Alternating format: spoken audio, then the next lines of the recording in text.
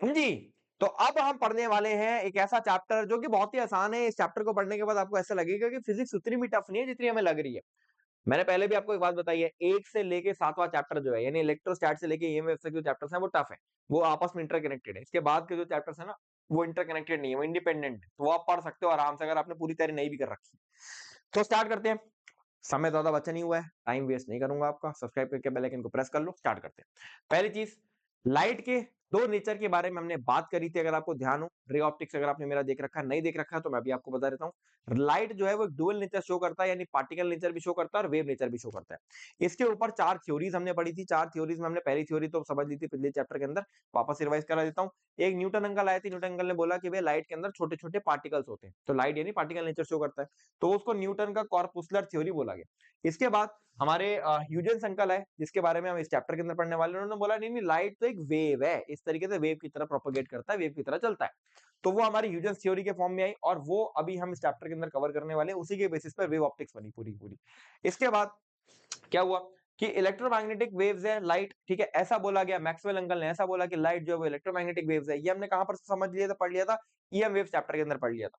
फिर Planck uncle आएंगे भी आगे, ठीक है, प्लैंक अंकल आएंगे और आइंस्टीन अंकल आएंगे। ये बोलेंगे कि भैया ऐसा है, लाइट में ना छोटे छोटे पैकेट्स होते हैं, ठीक है, वो उनको फोटॉन्स बोला जाता है। लाइट ना उसी के थ्रू ट्रैवल करती है। और इसके में इसकी इसी चीज को एक्सप्लेन करते हुए एक फोटो इलेक्ट्रिक इफेक्ट भी इन्होंने दिखाया था कि वो भी चीज होती है। तो वो वाली चीज अब कम पढ़ेंगे, अगले चैप्टर के अंदर पढ़ेंगे।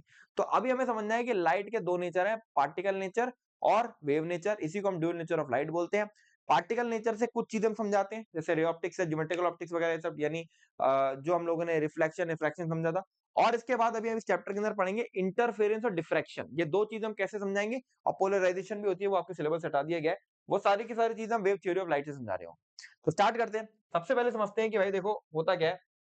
मान लो मैंने कहा मैंने एक पॉइंट सोर्स लिया है, मैंने एक पॉइंट सोर्स लिया है, ठीक है, और पॉइंट सोर्स के अराउंड मैंने कहा मैंने एक पॉइंट सोर्स ले लिया, और पॉइंट सोर्स के अराउंड मैं सारे के सारे वो पॉइंट्स एक बार ऐसे करके ना सारे के सारे पॉइंट्स वाले ढूंढना चालू कर दूं जो कि सेम फेज में वाइब्रेट कर रहे हैं किसी भी एक टी टाइम पे। किसी भी एक टी टाइम को मैंने उठा लिया, टी इक्वल टू 1 सेकंड को उठा लिया। तो मान लो मैंने कहा कि ये मान लो अगर इसका मैक्सिमा आया हुआ था, ठीक है, तो और किस किस का मैक्सिमा इसी टाइम पर आया हुआ था, ठीक है। तो अगर मैंने कहा मान लो इसका मैक्सिमा भी आया था, इसका भी मैक्सिमा आया था, इसका भी मैक्सिमा आया था, यही तो होता है सेम फेज में वाइब्रेट करना। मतलब ये पार्टिकल की अगर मैं बात करूंगा तो वो अगर मान लो ऐसे चल रहा है, और इस पार्टिकल की अगर मैं बात करूंगा तो वो भी मान लो ऐसे ही चल रहा है। किसी टी टाइम पे मान लो ये ऐसा था, किसी टी टाइम पे मान लो ऐसा था, तो यानी ये लोग सेम फेज में थे। क्योंकि अब देखो अभी हम ना अब वेव ऑप्टिक्स की बात हो रही है, वेव थोड़ा सा पता होना चाहिए आपको, है ना। तो अभी हम क्या करेंगे, देखो ये सेम फेज में थे, ये सेम फेज में थे, हमने उन सभी पॉइंट्स को एक बार मिलाया। और जब हमने उन सभी पॉइंट्स को मिलाकर एक लोकस क्रिएट करा, लोकस यानी एक लोकेशन उनकी क्रिएट करी, यानी एक कंटीन्यूअस लोकस क्रिएट करा, तो हमें रियलाइज हुआ कि ये पॉइंट ये पॉइंट ये पॉइंट ये पॉइंट ये पॉइंट ये पॉइंट, इन सबको मिला के जब हम लोकस क्रिएट करेंगे तो एक पॉइंट सोर्स के अराउंड एक इस तरीके से एक स्फेरिकल लोकस बन जाएगा। और इस स्फेरिकल लोकस को यानी एक एक continuous locus of all such particles in a medium which are vibrating in the same phase at any instant, यानी किसी भी एक टी टाइम पर जो सेम फेज में वाइब्रेट कर रहे हैं, यानी एक पार्टिकल का जो मैक्सिमा है तो उसी का मैक्सिमा है, जो मिनिमा है मिनिमा, ऐसे वाइब्रेट कर रहे हैं, ठीक है। तो उन सभी पार्टिकल्स का जब मैंने लोकस ज्वाइन करा तो मुझे एक चीज मिलती है जिसको मैं बोलूंगा वेव फ्रंट, ठीक है। अब देखो एक बात समझना, मैंने कहा ये एक सोर्स है, राइट। इस सोर्स से मैंने आर दूरी पे मान लो कोई पॉइंट ले लिया, वो भी इसी फेज में है, ये भी इसी फेज में है, इन सबको मैंने ज्वाइन करा, मेरे पास एक स्फेरिकल वेव फ्रंट बनकर आ गया, इसको मैं वेव फ्रंट बोलता हूं। अब ये हो सकता है आपको थोड़ा कम फील हो रही हो। अब अगर मान लो उतना फील नहीं आ रहा है इसका, तो आप इसको एक एग्जांपल से और समझ सकते हो। मान लो मैंने कहा एक रिवर है, एक लेक है, ठीक है। अब इस पर आप एक पत्थर फेंक कर मारते हो, स्टैग्नेंट पड़ी थी, आप इस पर एक पत्थर फेंक के मारते हो, आप पत्थर यहाँ पर मारते हो, ठीक है। और पत्थर के अराउंड क्या होता है, ऐसे ऐसे बड़े बड़े रिपल्स क्रिएट हो जाते हैं, ऐसे बड़े बड़े रिपल्स क्रिएट हो जाते हैं। बस ऐसे ही आप समझ सकते हो, पत्थर की बजाय आप पॉइंट सोर्स ले सकते हो और उसके अराउंड जो रिपल्स क्रिएट हो रहे हैं उसका वेव फ्रंट्स मान सकते हो, ठीक है। तो आप उसी एग्जांपल से उसी एनालॉजी से ये चीज समझ सकते हो। कई तरीके के वेव फ्रंट बनते हैं। पहले तरीके का वेव फ्रंट बनता है, मान लो अगर आपने पॉइंट सोर्स ले लिया तो पॉइंट सोर्स के अराउंड जो वेव फ्रंट्स बनेंगे उनका शेप कैसा रहता है, स्फेरिकल शेप नजर आता है, राइट। अगर मैं बात करूंगा एक लाइन सोर्स की, तो लाइन सोर्स के अराउंड आप इस तरीके से सिलेंड्रिकल वेव फ्रंट्स आपको नजर आ रहे होते हैं, ठीक है। और अगर मैं बात करूंगा मान लो, और तीसरे तरीके के वेव फ्रंट और भी होते हैं, वो होते हैं प्लेन प्लेन वेव फ्रंट, ठीक है। प्लेन सोर्स ऑफ लाइट है तो ऐसे करके प्लेन वेव फ्रंट भी बन रहे होते हैं, ठीक है। अब एक बात समझना, ये वेव फ्रंट का समझना जरूरी क्यों है? क्योंकि हमें ना रे ऑफ लाइट को समझना है। अब रे ऑफ लाइट क्या होती है? आप कहोगे भैया लाइट की एक किरण होती है। रे ऑफ लाइट क्या होती है? लाइट की एक किरण होती है। तो लेकिन अभी हम जब वेव थ्योरी पढ़ रहे हैं ना, तो अभी हमने वेव फ्रंट के बारे में समझा। वेव फ्रंट क्या होता है? यानी एक सोर्स से कुछ दूरी पे, एक सोर्स से जितने भी पार्टिकल सेम फेज पर थे एक इंस्टेंट पर, मैंने सबको ज्वाइन कर दिया तो मेरा वेव फ्रंट बन गया। अब मेरे को नजर आया कि जो वेव थ्योरी में अगली चीज बताई गई, मुझे ये बताई गई कि अगर मान लो मैं एक एरो बनाऊं जो कि परपेंडिकुलर हो वेव फ्रंट के, ठीक है, वेव फ्रंट के, और direction of propagation of wave के पैरेलल हो, तो उस एरो को मैं एक रे बोलता हूं। एग्जांपल के लिए आप यहां से समझ सकते हो। मान लो मैंने कहा देखो यहां पर आपको नजर आ रहा है ये कैसे कैसे वेव फ्रंट है, स्फेरिकल वेव फ्रंट बने हुए हैं। ये स्फेरिकल वेव फ्रंट बने हुए हैं और ये स्फेरिकल वेव फ्रंट इस दिशा में आगे बढ़ते जा रहे हैं। मतलब देखो सबसे पहले किसी टी इक्वल टू 1 सेकंड में मान लो यहाँ पर थे, फिर टी इक्वल टू 2 सेकंड में मान लो यहाँ पर आ गए, ठीक है। तो एक स्फेरिकल वेव फ्रंट पहले यहाँ पर था, फिर यहाँ पर आ गया, फिर यहाँ पर आ गया, फिर यहाँ पर आ गया, फिर यहाँ पर आ गया, फिर यहाँ पर आ गया, ठीक है। तो अब प्रोपगेशन किस दिशा में हो रहा है? इस दिशा में हो रहा है। बट वेव फ्रंट कैसे बन रहे थे? ऐसे ऐसे बन रहे थे। यानी वेव फ्रंट तो ऐसे ऐसे बने हुए हैं, प्रोपगेशन इस दिशा में हो रहा है। तो अगर मैंने कह दिया कि जिस दिशा में वेव फ्रंट बन रहे हैं उसके परपेंडिकुलर में एक लाइन खींचूंगा, ठीक है, एक लाइन खींचूंगा उसके परपेंडिकुलर, तो इसको मैं क्या बोलता हूँ? इसको मैं बोलता हूँ एक रे। एक रे यानी एक किरण, ठीक है। अब एग्जाम्पल के लिए एक बात आप यहां से भी समझ सकते हो। जैसे मान लो मैंने कहा, मैंने अभी आपको प्लेन वेव फ्रंट समझाया था, तो प्लेन वेव फ्रंट में भी आपको एक चीज नजर आ रही होगी कि प्लेन वेव फ्रंट मान लो ऐसे करके बन रहा है, प्लेन वेव फ्रंट मान लो ऐसे करके बन रहा है, ठीक है। इसका प्रोपोगेशन ऑफ लाइट इस दिशा में हो रहा है। तो प्रोपोगेशन ऑफ लाइट जिस दिशा में हो रहा है plus perpendicular to the wave front, वो हमारी एक रे ऑफ लाइट बन जाती है। जिस तरीके से मैंने ये बनाई है, तो ये आपकी एक रे ऑफ लाइट बनेगी। दो पॉइंट आपको ध्यान रखने हैं। पहली चीज, वेव फ्रंट क्या होता है? भाई किसी भी पॉइंट से जो सेम फेज में वाइब्रेट करने वाले पार्टिकल है सबको मैं ज्वाइन कर दूंगा तो वो हमारा वेव फ्रंट बन जाएगा। वेव फ्रंट के परपेंडिकुलर और वेव फ्रंट जिस दिशा में जा रहा है तो वो प्रोपगेशन का डायरेक्शन हो गया। उस प्रोपगेशन के डायरेक्शन में अगर मैं एक रे यानी एक एरो खींचूंगा तो उसको मैं बोलूंगा रे ऑफ लाइट, यानी लाइट की किरण, ठीक है। चलो अच्छा आगे बढ़ते हैं। अब रे ऑफ लाइट देखो प्लेन वेव फ्रंट में किस तरीके से दिख सकती है और स्फेरिकल वेव फ्रंट में किस तरीके से दिख सकती है। अगर मैं प्लेन वेव फ्रंट में बात करूं तो देखो प्लेन वेव फ्रंट में वो अगर मान लो ये वेव फ्रंट है तो उसके परपेंडिकुलर और मान लो इधर प्रोपोगेशन हो रहा है तो इस तरीके से दिख सकती है, ठीक है। इसी तरीके से आपने देखा था, जैसे मैंने ऑप्टिक्स में आपको बताया था, कुछ कन्वर्जिंग रेज होती है जो एक जगह पर आकर इस तरीके से कन्वर्ज हो रही है। कुछ डाइवर्जिंग रेज होती है जो एक जगह से निकलकर इस तरीके से जा रही है। तो वहां पर क्या होता है? देखो अभी हमने एक बात सीखी है कि हमेशा वेव फ्रंट के परपेंडिकुलर रहती है रेज, ठीक है। तो जैसे मान लो मैंने कहा कि स्फेरिकल वेव फ्रंट जो है, ठीक है, वो या तो कन्वर्जिंग रेज ऐसे बना सकता है, ठीक है, और या तो डाइवर्जिंग रेज ऐसे बना सकता है। आपको चीज ध्यान रखनी है कि ये देखो यहाँ पर वेव फ्रंट जो है वो हमेशा परपेंडिकुलर रहेगा। यानी वेव फ्रंट मान लो ऐसे निकल रहे हैं, ठीक है, ऐसे निकल रहे हैं और डायरेक्शन ऑफ प्रोपगेशन इस दिशा में हो रहा है, इस दिशा में हो रहा है, ठीक है। तो हमारा रे ऑफ लाइट हमारा कैसे निकलेगा? ऐसे निकलेगा। तो या तो ये कन्वर्जिंग हो सकता है, या अगर वेव फ्रंट इस दिशा में आ रहे होंगे तो वो कैसा होगा? वो डाइवर्जिंग हो जाएगा। वो कैसा हो जाएगा? वो डाइवर्जिंग हो जाएगा। तो वेव फ्रंट अगर इस दिशा में बढ़ते जा रहे हैं कन्वर्जिंग, इस दिशा में आते जा रहे हैं डाइवर्जिंग। फील आ गई? फील आ गई। आगे बढ़ते हैं, ठीक है। अब बात करते हैं ह्यूजेंस के कुछ प्रिंसिपल आए थे कि यार ये वेव जो हमने अभी पूरी पूरी सारी की सारी कहानी पढ़ी, वेव फ्रंट पढ़े, ये वेव फ्रंट आगे कैसे बढ़ते हैं, वेव फ्रंट चलते कैसे, क्या होता है, सारी की सारी चीजें। तो ह्यूजेंस ने कुछ प्रिंसिपल दिए। पहले प्रिंसिपल ह्यूजेंस ने दिया वेव थ्योरी ऑफ लाइट के बेसिस पे कि वेव फ्रंट जो है वो कैसे प्रोपोगेट करता है मीडियम में। तो इन्होंने क्या बोला? इन्होंने बड़ी बढ़िया बात बोली है कि इन्होंने बोला भाई कि मैंने कहा एग्जाम्पल के लिए कि यार मान लो मैंने कहा कि एक एक काम करो, इससे मत समझो, यहाँ से आपको समझ आएगा। तो इन्होंने क्या बोला? इन्होंने बोला कि भाई देखो होता क्या है, ये मान लो मेरा एक वेव फ्रंट है, ठीक है। अब यहाँ पर एक पॉइंट सोर्स रहा होगा, ठीक है, उसके बेसिस पर यहाँ पर एक वेव फ्रंट बना। अब इस वेव फ्रंट का एक एक पॉइंट जो है ना, एक एक पॉइंट जो है ना, वो खुद एक पॉइंट सोर्स या की तरह एक्ट करना चालू कर देता है और वो फिर वेव फ्रंट्स निकालता है छोटे छोटे, इस तरीके से छोटे छोटे वेव फ्रंट्स निकालता है। अब इसको हम लोग देखो ये तो नहीं बोलेंगे, अगर पॉइंट सोर्स हम इसको नाम दे रहे हैं तो क्या हम इसको पॉइंट सोर्स बोल देंगे? नहीं बोलेंगे। तो क्या अगर हम इसको वेव फ्रंट बोल रहे हैं तो क्या हम इसको भी वेव फ्रंट बोल देंगे? नहीं बोलेंगे, कुछ और नाम देंगे। तो ह्यूजेंस ने क्या बताया कि each point on a wave front acts as a fresh source of new disturbance called secondary waves या वेवलेट्स। तो इन्होंने बोला कि भाई देखो हर एक पॉइंट जो इस वेव फ्रंट के अंदर है, यानी देखो ये पॉइंट सोर्स है, उससे वेव फ्रंट बना, वेव फ्रंट के अंदर भी जो हर एक पॉइंट है वो एक सेकेंडरी वेवलेट की तरह मतलब वो एक सोर्स की तरह एक्ट करता है और उससे क्या प्रोड्यूस होता है? उससे क्या प्रोड्यूस होता है? उससे सेकेंडरी वेव्स यानी वेवलेट्स प्रोड्यूस होते हैं, यानी उससे फिर ये वेवलेट्स प्रोड्यूस हो जाते हैं, ठीक है। अब होता क्या है? The secondary wavelet spread out in all direction with the speed of light in a given medium. अब ये जो सेकेंडरी वेवलेट है, यानी ये वाला जो वेवलेट है जो मैंने व्हाइट कलर से बनाया है, ये सारे के सारे फिर स्प्रेड आउट होना चालू हो जाते हैं, फिर स्प्रेड आउट होना चालू हो जाते हैं। किस स्पीड से? लाइट की स्पीड से स्प्रेड होना चालू हो जाते हैं। And the new wave front at any time is given as the wave envelope tangential surface toward the forward direction of the secondary wavelet at that time. यानी ये बात आपको समझ थोड़ी कम आई होगी, पर मैं समझाने की कोशिश करता हूँ, ठीक है। होता क्या है, मैंने बोला अभी तक कि मान लो मैंने कहा ये एक पॉइंट सोर्स है, ठीक है। इस पॉइंट सोर्स से ये एक वेव फ्रंट बना, ठीक। वेव फ्रंट का एक एक पार्टिकल अगेन काम करने लगा एक पॉइंट सोर्स की तरह, और उसने क्या निकाले, इस तरीके से सेकेंडरी वेवलेट निकाले, सेकेंडरी वेवलेट निकाले, ठीक है। अब मैंने कहा मान लो यहाँ पर इस तरीके से एक सेकेंडरी वेवलेट निकला, फिर यहाँ पे इस तरीके से एक सेकेंडरी वेवलेट निकला, ठीक है। अगर मैं मान लो एक इन्वेलप बना लूं, एक इन्वेलप बना लूं जहां पे मैं इस तरीके से, देखो एक तो वेव फ्रंट मेरा ये हो गया, इसको मैं W1 नाम दे देता हूँ, ठीक है। पर अगर मैं मान लो एक एनवेलप बना लूं इन सभी सेकेंडरी वेवलेट्स को ज्वाइन करते हुए, इस तरीके से टेंजेंशियल रहते हुए एक एक एक एक टेंजेंशियल रहते हुए एक एनवेलप बना लूं, तो यहाँ इनको ज्वाइन करते हुए मेरा सेकंड वेव फ्रंट बन जाएगा, ठीक है। अब इमेजिन करो, ये जो मेरा सेकंड वेव फ्रंट बना है, इस अगेन इसके ऊपर भी पार्टिकल होंगे, इसके ऊपर भी पार्टिकल होंगे, ठीक है। अब ये जो पार्टिकल है वो अगेन एक सेकेंडरी वेवलेट की प्रोड्यूस करेंगे, ठीक है। वो अगेन एक सेकेंडरी वेवलेट इस तरीके से प्रोड्यूस करेंगे, ठीक है। अब उन्होंने अगेन एक सेकेंडरी वेवलेट प्रोड्यूस करा, फिर तीसरा वेव फ्रंट कैसे बनेगा, अगेन मैं इसके एनवेलप को इस तरीके से ज्वाइन करूंगा तो मेरा तीसरा वेव फ्रंट बन जाएगा, इसको मैं W3 बोलूंगा। और इस तरीके से ये चीज आगे प्रोपोगेट होती चली जाएगी। इसके परपेंडिकुलर ही हमारा रे ऑफ लाइट चल रहा होगा, ठीक है। तो हमारा रे ऑफ लाइट किसकी स्पीड से चल रहा है, लाइट की स्पीड से चल रहा है। तो हमारे वेव फ्रंट भी, वेव फ्रंट जो बन रहे हैं वो वेव फ्रंट जो आगे प्रोपोगेट हो रहे हैं वो किस स्पीड से हो रहे होंगे, ऑब्वियसली लाइट की स्पीड से हो रहे होंगे। बस हो क्या रहा है, कैसे हो रहे हैं वो, कि एक सोर्स जो है वो क्या कर रहा है, वो एक्ट कर रहा है एक और वेवलेट की तरह, वो एक और वेवलेट प्रोड्यूस कर रहा है। उसके बाद वेवलेट प्रोड्यूस करके एक एनवेलप बनाया जा रहा है, फिर वेवलेट प्रोड्यूस करके एनवेलप बनाया जा रहा है, फिर एनवेलप बनाया जा रहा है, और इस तरीके से चीज आगे बढ़ती जा रही है। अगर अभी भी समझ में नहीं आया तो मैं फिर एक बार समझा देता हूँ, ठीक है। ये मेरा पॉइंट सोर्स है, पॉइंट सोर्स है, ये मेरा वेव फ्रंट बना।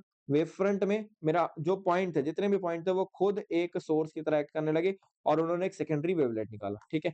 एक सेकेंडरी इस तरीके से वेवलेट निकाले जो काफी वेवलेंथ वेव फ्रंट से सिमिलर ही थे, ठीक है। इस तरीके से निकाले। अब मैंने जब इन सबको एक इन्वेलप से कवर कर दिया, ठीक है, तो मेरा सेकंड वेव फ्रंट बन गया।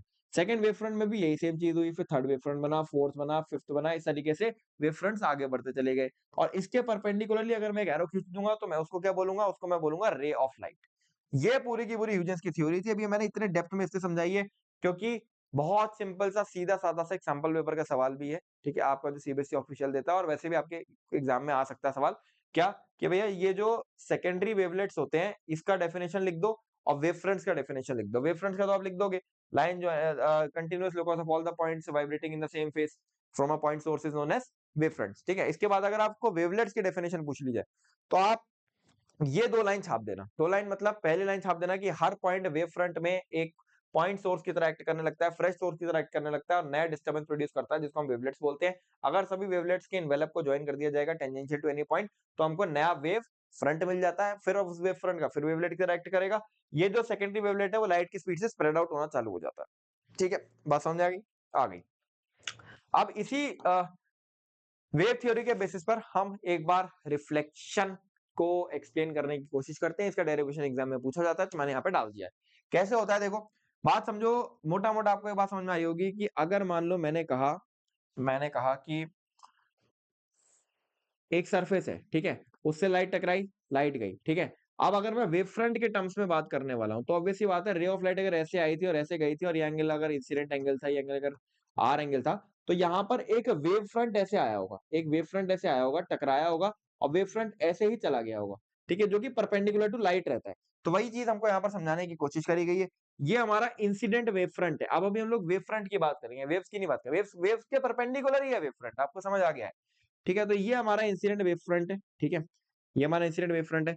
ये यहाँ टकराया, ये यहाँ टकराया होगा, ठीक है, ये यहाँ टकराया, ठीक है। इसके परपेंडिकुलर ही हमारी रे चल रही है, इसके परपेंडिकुलर ही हमारी रे चल रही है जो ऐसे कैसे गई है, और ये यहाँ टकराया होगा, और फिर ये यहाँ से देखो, ऑब्वियस सी बात है, ये यहाँ आया, यहाँ टकराया, ठीक है, यहाँ टकराने के बाद ये ऐसे निकल गया। बात समझ में आ गई? तो ये हमारा रिफ्लेक्टेड वेव फ्रंट बन गया, ये हमारा इंसिडेंट वेव फ्रंट बन गया। एग्जाम में अगर आपसे सवाल पूछा जाएगा, आपको कुछ नहीं करना है। आपने सबसे पहले एक सरफेस बनाना है, ठीक है। सरफेस बनाने के बाद आपको इंसिडेंट वेव फ्रंट अपना ऐसे दिखाना है। इंसिडेंट वेव फ्रंट आपको ऐसे दिखाना है, ठीक है। ऐसे आया, ठीक है, और आपको रिफ्लेक्टेड वेव फ्रंट अपना ऐसे दिखाना है। तो इंसिडेंट वेव फ्रंट ऐसे आया होगा, रिफ्लेक्टेड वेव फ्रंट ऐसे गया होगा, ये तो हुआ है। तो इंसिडेंट वेव फ्रंट आप ऐसे दिखा देना, ठीक है, ऐसे यहीं पे दिखा देना, incident wave front, reflected wave front, ठीक है। अब एक बात समझो, इंसिडेंट वेव फ्रंट ये है, ठीक है, और इंसिडेंट वेव फ्रंट ये है, और रिफ्लेक्टेड वेव फ्रंट ये है, ठीक है। ये डायग्राम अच्छी तरीके से देख लो, यहाँ पे एंगल्स अच्छी तरीके से देख लो। ये हमारा ऑब्वियस सी बात है, एक इंसिडेंट एंगल बन गया, ये हमारा इंसिडेंट एंगल बन गया, और रिफ्लेक्टेड वेव फ्रंट से जो एंगल बनाया होगा वो रिफ्लेक्टेड एंगल बन गया होगा, राइट। अच्छा, अब आपको यहाँ पर दो ट्रायंगल्स के ऊपर फोकस करना है। ये डायग्राम समझ लो भाई, ये डायग्राम ना एज इट इज एग्जाम में बना देना, कुछ नहीं है इसके अंदर भाई। इस तरीके से हमारा सरफेस है, ठीक है, कैसे बना देना, मैं इजी लैंग्वेज में आपको समझा दे रहा हूँ, जैसे आप बना पाओगे, ठीक है। ये हमारा रिफ्लेक्टेड वेव फ्रंट आया, सॉरी इंसिडेंट वेव फ्रंट आया, ठीक है, और ये हमारा रिफ्लेक्टेड वेव फ्रंट यहाँ पर आपको नजर आ रहा है गया, ठीक है, ये हमारा रिफ्लेक्टेड वेव फ्रंट गया। ये आपको क्लियरली समझ में आ गया। इंसिडेंट वेव फ्रंट ऐसे आया, रिफ्लेक्टेड वेव ऐसे आया होगा और ऐसे गया होगा, ऐसे आया होगा और ऐसे गया होगा, ठीक है। ठीक है, इसके परपेंडिकुलरली आप एक इस तरीके से लाइन खींच दो, इसके परपेंडिकुलरली आप इस तरीके से एक लाइन खींच दो, बस आपकी चीज रेडी है। आप इसको बोल दो ये इंसिडेंट रे आई है, ये आपकी रिफ्लेक्टेड रे गई है, ये आपका एंगल ऑफ इंसिडेंस हो गया, ये एंगल ऑफ रिफ्लेक्शन हो गया, बस बात खत्म। आपको इतनी सी चीज समझनी है। ये आपने एक बार बना दिया, मतलब आपने पहले ये बनाया इंसिडेंट वेव फ्रंट, ये बनाया reflected wave front, incident wave front के perpendicular incident ray, reflected ray, बात खत्म, ठीक है। ये आपने एंगल, ये आपने ट्रायंगल बना दिया अगर, तो आपको बस अब इसके ऊपर नेमिंग वगैरह कर देनी है। आपको दो ट्रायंगल देखने हैं। पहला ट्रायंगल देखना है, देखो ध्यान से देख लो, पहला ट्रायंगल देखना है ए सी बी, ठीक है। दूसरा ट्रायंगल देखना है बी डी सी, ये दो ट्रायंगल है, ठीक है। मैं काम करता हूँ, मैं एक को कुछ और नाम दे देता हूँ, एक को और कलर सिखा देता हूँ। एक ट्रायंगल आपने देखना है अगेन ए सी डी, ठीक है, और एक ट्रायंगल आपने देखना है ए डी सी, ठीक है। अभी दोनों ट्रायंगल को ध्यान से देखो, ध्यान से देखो, मैं तीन प्रॉपर्टी लिख रहा हूँ दोनों ट्रायंगल की। पहली चीज, साइड बीसी दोनों के अंदर कॉमन है, ठीक है, तो बीसी इक्वल टू बीसी, सबसे पहले आप ये डाल दोगे, right, BC equal to BC. दूसरी चीज आपको यहाँ पर नजर आ रही होगी कि ये एंगल 90 डिग्री है, ये एंगल 90 डिग्री है, तो angle A is equal to angle D, ठीक है। तीसरी चीज आपको यहाँ पर नजर आ रही होगी कि देखो जितने टाइम में ये यहाँ से यहाँ आया होगा उतने टाइम में तो यहाँ से यहाँ गया होगा, तो ये वाली जो साइड है, ये वाली जो साइड है, ये वाली जो साइड है, क्या दिख रही है, ये वाली साइड तो सेम ही होगी, ये वाली साइड तो सेम ही होगी, क्योंकि जितने टाइम में खुद सोचो ना, जितने टाइम में यहाँ से यहाँ आया होगा उतने टाइम में तो ये यहाँ से यहाँ जा रहा होगा, राइट, टाइम तो सेम ही रहेगा, बिल्कुल वेलोसिटी ऑफ लाइट तो सेम ही रहती है, ठीक है। तो कहीं ना कहीं ये वाला साइड क्या हो गया v1 इंटू टी, ये वाला साइड क्या हो गया v2 इंटू टी, तो v1 इंटू टी और v2 इंटू टी ये तो सिमिलर ही होगा, सेम ही होगा, स्पीड ऑफ लाइट तो सेम ही है, एक ही लाइट की बात हो रही है, ठीक है। तो यहाँ से आपको क्लियरली समझ में आ गया एक ही लाइट की बात हो रही है, एक ही मीडियम में बात हो रही है, मीडियम में चेंज नहीं हो रहा, ठीक है। तो यहाँ से आपको समझ आ गया कि ए बी साइड जो है वो क्या है, बीडी साइड के बराबर है, सॉरी सीडी साइड के बराबर है, ठीक है। तो अब आप यहां से लिख सकते हो side angle side, side angle side, side angle side की वजह से ये दोनों ट्रायंगल्स कॉन्ग्रुएंट हो गए। अभी दोनों ट्रायंगल्स अगर कॉन्ग्रुएंट हो गए तो आपको यहाँ पर, अब आप यहाँ से कह सकते हो कि angle B equal to angle C हो जाएगा, angle B equal to angle C हो जाएगा। यहाँ से मैं कह सकता हूँ कि इंसिडेंट एंगल जो है वो रिफ्लेक्टेड एंगल के बराबर होता है, और यही हमारा लॉ ऑफ रिफ्लेक्शन है, और इसको हमने वेव थ्योरी के थ्रू यहाँ पर आपका प्रूव कर दिया है। तो incident wave front, reflected wave front, दो वेव फ्रंट बनाए, दो रे बनाई, दोनों एंगल डिफाइन करे, दो ट्रायंगल बने, ट्रायंगल के अकॉर्डिंग चीज हमने बता दी। तो ये एग्जाम में पूछा जा सकता है, जल्दी से एक बार स्क्रीनशॉट ले लो, आगे बढ़ जाता हूं मैं फटाफट से, ठीक है।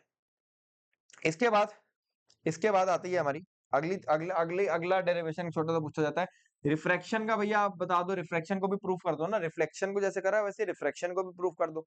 तो रिफ्रैक्शन की अगर मैं बात करूंगा, रिफ्रैक्शन होता क्या है, मान लो ये मेरा एक मीडियम वन है, ठीक है, ये मेरा मीडियम वन है, और ये मान लो मैंने कहा ये मेरा एक मीडियम टू है। एग्जाम्पल के लिए समझो कि ये मेरा एयर है, और ये मेरा मान लो मैंने कहा ग्लास का स्लैब रख दिया है, वो है, ठीक है। तो मैं अगर एक लाइट इंसिडेंट करूंगा तो वो कहीं ना कहीं बेंडिंग ऑफ लाइट शो करती है टुवर्ड्स द नॉर्मल या अवे फ्रॉम नॉर्मल, या तो ऐसे बेंड हो जाएगी, नॉर्मल पाथ तो ये होता, ठीक है, ये तो या तो ऐसे बेंड हो गई या वैसे बेंड हो गई, इसको मैं क्या बोलता हूँ, रिफ्लेक्शन, रिफ्रैक्शन बोलता हूँ, ठीक है। अभी बात समझो यहाँ पर क्या होने वाला है, यहाँ पर भी एक इंसिडेंट वेव फ्रंट होगा, इंसिडेंट वेव फ्रंट ऐसे चल रहा होगा, और इंसिडेंट वेव फ्रंट ऐसे आया होगा, और ऐसे आके अब चूंकि लाइट बेंड हुई है तो वो भी बेंड हो गया होगा, तो ये एक इंसिडेंट वेव फ्रंट है, ये एक रिफ्लेक्टेड वेव फ्रंट है। तो यहाँ पर भी आपको कुछ नहीं करना है, यहाँ पर आपको एक पॉइंट सोर्स बनाना है, ठीक है, एक लाइट, रे ऑफ लाइट दिखानी है जो आई, और रे ऑफ लाइट जो बेंड हो गई, ठीक है। अब जो रे ऑफ लाइट देखो आई होगी, उसका एक इंसिडेंट वेव फ्रंट होगा, ये आपका इंसिडेंट वेव फ्रंट बन गया, यहाँ पे आप लिख देना इंसिडेंट वेव फ्रंट, ठीक है, इंसिडेंट वेव फ्रंट। मैं आपको डायग्राम बनाने की जुगाड़ बता रहा हूँ, ठीक है। ये आपका लाइट आई है जो मुड़ गई, ठीक है, और एक आपका रिफ्रेक्टेड वेव फ्रंट होगा, तो रिफ्रेक्टेड वेव फ्रंट आप ऐसे लिख सकते हो, ठीक है, ये ऐसे लिख सकते हो। अगेन जो ये वाला एंगल होगा ये तो लाइट के परपेंडिकुलर ही है, तो ये दोनों एंगल क्या रहने वाले, 90 डिग्री रहने वाले। तो आप इस तरीके से एंगल बना सकते हो। साथ में आप क्या कर सकते हो, एक रे ऑफ लाइट आप ऐसे भी दिखा सकते हो। ठीक है, रे ऑफ लाइट तो भैया दो दो भी दिखा सकते हो रे ऑफ लाइट। ठीक है, दो रे ऑफ लाइट भी दिखा सकते हो, इसमें कोई दिक्कत नहीं है। ठीक है, ये आपका ये है ना, ये आपका रे ऑफ लाइट आप ऐसे भी दिखा सकते हो।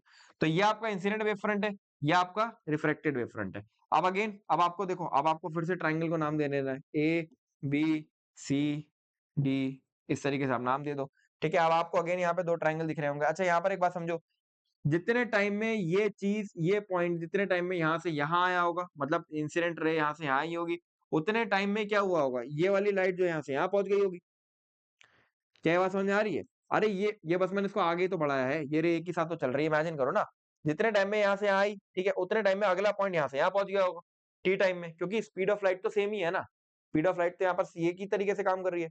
अच्छा, एक चीज, दूसरी चीज, यहाँ पर आपको एक चीज और नजर आ रही है कि यहाँ पर अगर स्पीड ऑफ लाइट सेम है, तो ये ऐसे आई होगी और ये ऐसे चली गई होगी, मतलब ये जितने टाइम में ये यहाँ से यहाँ आया, उतने टाइम में यहाँ से यहाँ चला गया, है ना। ये बात तो बिल्कुल ठीक ही है। ठीक है, बाबू ये बात समझो, स्पीड ऑफ लाइट ही तो चेंज हो रही थी, तभी तो रिफ्रैक्शन और ये वाला फिनोमेना हो रहा है। स्पीड ऑफ लाइट मतलब भैया देखो, इस मीडियम के अंदर स्पीड ऑफ लाइट अलग है, इस मीडियम के अंदर स्पीड ऑफ लाइट अलग है। दिमाग खोल के पढ़ो यार, ऐसे नहीं कि भाई जो पट्टी पढ़ा दी पढ़ ली, ऐसे नहीं। देखो, मैंने कहा कि ये मीडियम वन है, ठीक है, ये मीडियम वन है। अब यहाँ पे ये मीडियम टू है, ठीक है। मैंने कहा दो मीडियम अगर अलग अलग है ना, तो दोनों के अंदर देखो, खुद सोचो ना, एक रेयरर होगा एक डेंसर होगा, याद करो रे ऑप्टिक्स में पढ़ाया था। तो स्पीड ऑफ लाइट ही तो चेंज हो रही है दोनों में। स्पीड ऑफ लाइट चेंज हो रही है, तभी तो रिफ्रैक्शन हो रहा है, तभी तो लाइट स्लो हो जा रही है, तो इधर की तरफ बेंड हो जा रही है, तेज हो जा रही है तो बाहर की तरफ बेंड हो जा रही है। तो ये वाली स्पीड ऑफ लाइट की वजह से तो फिनोमेना आ रहा है पूरा का पूरा। ठीक है, तो अब जल्दी से हम इस डेरिवेशन को फटाफट से करते हैं, कि अगर आपको छोटी सी चीज समझ आ गई है। तो देखो होता क्या है, यहाँ पर हम दो ट्राइंगल बनाएंगे, ए बी सी। एक ट्राइंगल हमारा ये बन गया ए बी सी, ठीक है, और एक ट्राइंगल हमारा बन गया ए डी सी। ठीक है, जल्दी से देख लेना, मैं फटाफट से एक बार इसको डिलीट करके आपको फिर से दिखा देता हूँ। ये हमारा इंसिडेंट वेव फ्रंट है, ये हमारा रिफ्लेक्टेड वेव फ्रंट है। रिफ्लेक्टेड वेव फ्रंट मैंने ऐसे जोड़ दिया, इंसिडेंट वेव फ्रंट मैंने ऐसे जोड़ दिया। Angle of incidence, angle of refraction, ठीक, क्लियरली समझ में आ गया। अभी बस और समझ लो जल्दी से बात, ठीक है। आ, अच्छा, एंगल ऑफ इंसिडेंस आप कहोगे भैया एंगल ऑफ इंसिडेंस तो ये होता है यार, हाँ तो बेटा यही होता है एंगल ऑफ इंसिडेंस। मान लो मैंने कहा ये ले लो तुम नॉर्मल से, और ये एंगल ऑफ रिफ्रैक्शन ले लो। बट अगर आप प्रॉपर्टीज लगाओगे ट्राइंगल की, तो ये एंगल ऑफ रिफ्रैक्शन बन जाएगा, ये एंगल ऑफ इंसिडेंस बन जाएगा, इसमें कोई बड़ी बात नहीं है, ये तो आपको समझ वैसे भी आ जाएगा, छोटी सी चीज है। पर अब बड़ी चीज समझो क्या है। मैंने कहा ट्राइंगल ए बी सी, ठीक है, और ट्राइंगल ए डी सी, ये दो ट्राइंगल्स हैं, ठीक है। अब मैं ट्राइंगल ए बी सी में बात करता हूँ, ट्राइंगल ए बी सी और ट्राइंगल ए डी सी। ठीक है, अब मैं एबीसी के अंदर देखूंगा, तो ये देखो ये 90 डिग्री एंगल है, यहाँ पर भी आप देखोगे तो ये 90 डिग्री एंगल है। क्यों? क्योंकि वेव फ्रंट की तो परपेंडिकुलर ही रहती है ना रेस। ये तो रे आई है, ये तो रे आई है, उसके परपेंडिकुलर वेव फ्रंट खींचा गया है, यही तो हुआ है। अब ये बात देखो, एडीसी में अगर मैं बात करूंगा, तो मैं लिखूंगा साइन आई। तो मैं साइन आई कैसे लिखूंगा, ये मेरा साइन आई, ये मेरा आई है। तो साइन कैसे, साइन आई मैं कैसे लिखूंगा, खुद देखो। साइन आई में लिखूंगा ए, साइन आई में कैसे लिखूंगा, चलो मैं इसके अकॉर्डिंग साइन आई लिख देता हूँ, रुको। अगर मैं यहाँ से साइन आई की वैल्यू लिखूंगा, ठीक है, साइन आई की वैल्यू लिखूंगा, तो मैं कैसे लिखूंगा, मैं लिखूंगा A B upon A C, hypotenuse ही तो है, तो ए बी अपॉन ए सी। ठीक है, अगर मैं मान लो साइन आर लिखूंगा, तो साइन आर कैसे लिखा जाएगा, देखो साइन आर कैसे लिखा जाएगा, आर कहाँ है, आर ये है, ठीक है। तो साइन आर कैसे लिखा जाएगा, ये परपेंडिकुलर हो गया, ठीक है। तो साइन आर कैसे लिखा जाएगा, सी डी। हे भगवान प्रभु माफ करो, हमें माफ करो, गलती हो गई।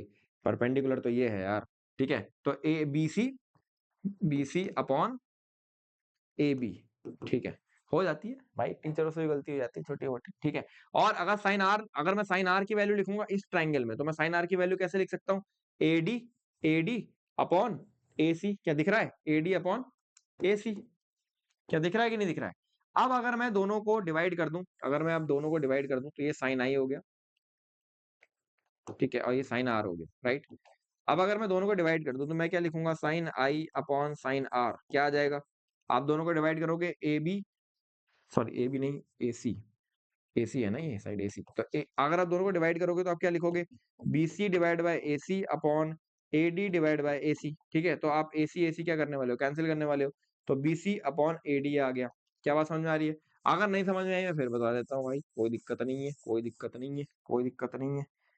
ठीक है जी, समझ लीजिए।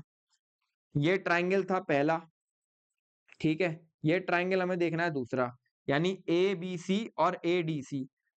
ये इंसिडेंट वेव फ्रंट है, ये रिफ्रैक्टेड वेव फ्रंट है, ठीक है? कुछ नहीं हुआ। इसके परपेंडिकुलर एक रे खींची गई, इसके परपेंडिकुलर एक रे खींची गई, बस इसके अलावा कुछ एक्स्ट्रा नहीं हुआ है, ठीक है? एंगल ऑफ इंसिडेंस हमारा जो हमारा इंसिडेंट वेव फ्रंट ने जो एंगल बनाया, वो हमने एंगल ऑफ आई बोल दिया, ठीक है? और जो रिफ्रैक्टेड वेव फ्रंट ने जो एंगल बनाया, उसको हमने आर बोल दिया, ठीक है? अब एक बात समझो, मैंने कहा फिर आपको लिख कर दिखा देता हूँ, ठीक है? मैं अब ट्रायंगल एबीसी की बात कर रहा हूँ, तो मैं लिखूंगा साइन आई। अगर मैं यहाँ पे साइन आई मेंशन करूंगा तो मैं कैसे लिखूंगा? बीसी अपॉन ये अगर 90 डिग्री है तो हाइपोटेन्यूज क्या होगा? एसी। तो बीसी अपॉन एसी, ठीक है? अब दूसरे ट्रायंगल की मैंने बात करी, मैंने दूसरे ट्रायंगल की यानी इस ट्रायंगल की बात करी, तो ये एंगल 90 डिग्री है, ठीक है? अब परपेंडिकुलर क्या होगा इसके लिए? एसी हो गया। और और साइन आर के लिए जो आपका ये आपका आर है ना, तो आर के सामने वाली साइड यानी ये हो गया आपका एडी, जो एडी अपॉन एसी हो गया, ठीक है? अब sine I upon sine R में अगर लिखूंगा तो मैं क्या आ जाएगा लिखकर? एसी और एसी अपना आपस में क्या हो जाएगा? कट जाएगा, तो बीसी अपॉन एडी आ जाएगा। बीसी अपॉन एडी आ जाएगा, ठीक है? अब बीसी क्या चीज है, ध्यान से देखो बीसी क्या चीज है, देखो बीसीए वाला पार्ट है। ये मान लो मैंने कहा ये एक मीडियम है जहां पर स्पीड ऑफ लाइट v1 है, ठीक है? तो यहां से लेके किसी पार्टिकल ने जितने टाइम में यहां तक डिस्टेंस लिया होगा, क्या उतने ही टाइम में अगले पार्टिकल ने, जो यहाँ पर पार्टिकल रहा होगा, उसने यहां तक का डिस्टेंस ले लिया होगा, मतलब वो और आगे बढ़ गया होगा, ठीक है? तो यही तो रे यहाँ शिफ्ट करी गई है। तो ये वाले पार्टिकल ने जो है वो यहाँ तक पहुंच गया होगा उसी टी टाइम में। तो मैंने कहा कि अगर मान लो ये वाला पार्टिकल का मैंने डिस्प्लेसमेंट x1 बोल दिया और टाइम सेम है, तो अगर वेलोसिटी आगे v1 है तो वो v1 इंटू टी से मैं दे सकता हूँ। ये वाला साइड v1 इंटू टी से दे सकता हूँ, और ये वाला साइड जो है मैं कैसे दे सकता हूँ? v2 इंटू टी से दे सकता हूँ। समझ में आ रही है बात? मतलब इस वाले जो मीडियम है उसके अंदर मैंने कहा वेलोसिटी ऑफ लाइट v2 है। भाई कुछ चेंज होगी ना, वेलोसिटी मीडियम चेंज हुआ है, तो कुछ लाइट की स्पीड v2 है, यहाँ पर कुछ v1 है, ठीक है? तो मैं अगेन bc लिख दूंगा v1 इंटू टी, और ये लिख दूंगा v2 इंटू टी, ठीक है? तो अब इसको मैं t से t अपना कट जाएगा मेरा, तो यहाँ पर sine I upon sine R क्या निकल कर आ जाएगा? क्या निकल कर आ जाएगा? v1 अपॉन v2, और इसी को मैं n2 अपॉन n1 भी बोल सकता हूँ। n2 अपॉन n1 क्या होता है बेटा? n2 अपॉन n1 क्या होता है? हमारा रिफ्रैक्टिव इंडेक्स, ठीक है? याद हो अगर आपको। और उसको मैं इस तरीके से फाइनली लिख सकता हूँ, इसी को मैं बोलूंगा refraction on the basis of wave theory. तो आपको एग्जाम में क्या करना है? आपको ये डायग्राम बनाना है, ये वाला डायग्राम बनाने के बाद आपको ये आर मेंशन करना है, आई मेंशन करना है, ये 2 लाइन लिखनी है, और ये 2 लाइन लिखने के बाद आपको ये चीज मेंशन कर देनी है, 2 चीज, ये 3 चीज अगर आप मेंशन कर दोगे तो आपको पूरे नंबर ऑलमोस्ट मिल जाने चाहिए, ठीक है? तो ये छोटी सी चीजें जो आपसे पूछी जा सकती है। आप फटाफट से देख लो वेव फ्रंट्स का behaviour in front of prism कैसा होता है, in front of convex lens, concave lens कैसा होता है, वो भी जल्दी जल्दी समझ लेते हैं। तो पहले समझो, अगर मैंने कहा प्रिज्म की मैंने बात करी, ठीक है? तो प्रिज्म से क्या होगा? ये देखो, ये आपका इंसिडेंट वेव फ्रंट है, अब रे के परपेंडिकुलर तो चल रहा है, तो रे अगर ऐसे मुड़ी तो वेव फ्रंट भी ऐसे मुड़ गया। भाई ऐसे चल रहा था, ऐसे मुड़ गया, ये तो हुआ, और क्या हुआ? साफ साफ आपको दिख रहा है। अगर मैं कॉन्वेक्स लेंस की बात करूंगा, ठीक है, तो ये आपका इंसिडेंट वेव फ्रंट है, ठीक है? ये आपका इंसिडेंट वेव फ्रंट है। बट देखो यहाँ पे ये वेव फ्रंट आया होगा, अगर यहाँ पे अगर ये वेव फ्रंट आया होगा, ठीक है, यहाँ पे वेव फ्रंट आया होगा, तो मैंने कहा देखो यहाँ से अब रे क्या है, वो इधर की साइड बेंड हो गई। रे जो है वो इधर की साइड बेंड हो गई। अब रे के तो हमेशा परपेंडिकुलर ही रहेगा ना वेव फ्रंट। तो आप यहाँ पे देख रहे हो ये इंसिडेंट वेव फ्रंट हमारा ऐसे आया था, बट चूंकि बेंड हो गया तो रिफ्लेक्टेड वेव फ्रंट हमारा चेंज हो गया। रिफ्लेक्टेड वेव फ्रंट हमारा ऐसे ऐसे आगे प्रोपोगेट करेगा, ऐसे ऐसे आगे प्रोपोगेट करेगा। बात समझ आई? और प्रोपोगेट करते करते करते करते वो जहां पे कन्वर्ट हो रहा है वहां पे वेव फ्रंट ना के बराबर हो जाएगा, ठीक है? ऐसी अगर मैं बात करूंगा कॉनकेव लेंस की, तो कॉनकेव लेंस में भी देखो यही हो रहा है। ये हमारा इंसिडेंट वेव फ्रंट है, ये हमारा इंसिडेंट वेव फ्रंट है, ऐसे आ रहा था। बट अब हुआ क्या, जैसे रे ऑफ लाइट उसके परपेंडिकुलर चल रही थी, वो मान लो इधर इस तरीके से यहाँ पे बेंड हुई, तो वेव फ्रंट में हमारा क्या होगा? इस तरीके से ऐसे बेंड होते होते यहाँ पे खत्म हो जाएगा। तो वेव फ्रंट जो है वो स्फेरिकल वेव फ्रंट में यहाँ पर कन्वर्ट हो जा रहा है। ये चीज आपको नजर आ रही होगी। देखो मोटा मोटा वैसे समझो कि वेव फ्रंट कुछ है नहीं, वेव फ्रंट खाली रे ऑफ लाइट के परपेंडिकुलर चलने वाला पॉइंट सोर्स से सेम फेज में वाइब्रेट करने वाले पार्टिकल को ज्वाइन करते हुए एक लोकस है, ठीक है? तो ज्यादा कुछ इतना है नहीं, बस आप रे ऑफ लाइट बनाओगे।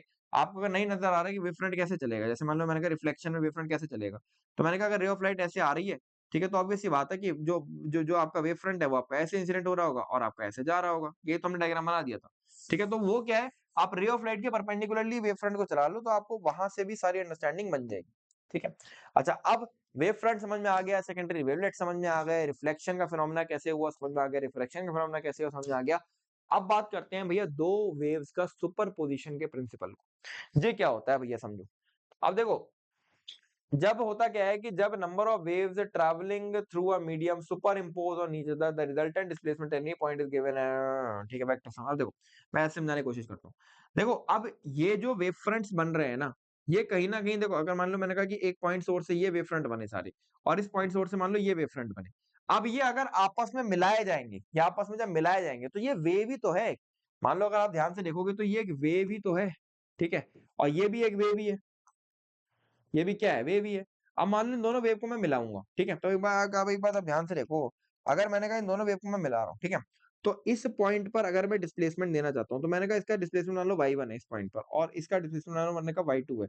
तो इसका अगर मैं देना चाहता हूँ डिस्प्लेसमेंट y नेट, तो y नेट मैं कैसे दे सकता हूँ, मैं इन दोनों ही वेव्स के इस पर्टिकुलर पॉइंट पर दिए हुए डिस्प्लेसमेंट का वेक्टर सम कर दूंगा। तो इस तरीके से मैं रिजल्टेंट वेव बना सकता हूँ। जैसे आप यहाँ पे देख सकते हो क्या हो रहा है। यहाँ पर देखो, यहाँ पर मैक्सिमा आया तो यहाँ का y1 डिस्प्लेसमेंट कुछ रहा होगा वेक्टर, यहाँ का y2 वेक्टर कुछ रहा होगा। अब दोनों का जब वेक्टर एडिशन होगा तो वेक्टर एडिशन होके क्या होगा, वो चीज और ऊपर चली गई, तो उसका डिस्प्लेसमेंट और ज्यादा हो गया। ठीक है, इसी तरीके से अगर मान लो मैंने कहा यहाँ पर जो है, यहाँ पर y1 वेक्टर क्या होगा, 0 होगा। यहाँ पर y2 वेक्टर क्या होगा, 0 होगा। तो यहाँ पर भी देखो y का नेट वेक्टर क्या आ रहा है, 0 आ रहा है। ठीक है, तो आपको समझ में आ रहा है कि वेक्टर एडिशन अगर मैं किसी भी पॉइंट पर जो दो वेव्स को मिलाकर, दो वेव्स को ऐड कर ऐड मतलब सुपर, दोनों का सुपर पोजिशन हो गया, जब दोनों वेव दूसरे के ऊपर आ गई, एक दूसरे से इस तरीके से कंसाइड कर गई, तो कंसाइड जब वो दो वेव कर जाती हैं तो हर एक पॉइंट का जो डिस्प्लेसमेंट है वो उसके वेक्टर, दोनों वेव के वेक्टर सम से दिया जाता है। बस ये चीज आपको समझा कि यहाँ पर कोशिश करी गई है। ठीक है, इस तरीके से आप वो स्टेटमेंट आप लिखते हो। जितने भी पॉइंट्स होंगे, 4 वेव है, 10 वेव है, 15 वेव है, तो सबका डिस्प्लेसमेंट आप इस तरीके से ऐड आउट करोगे, राइट।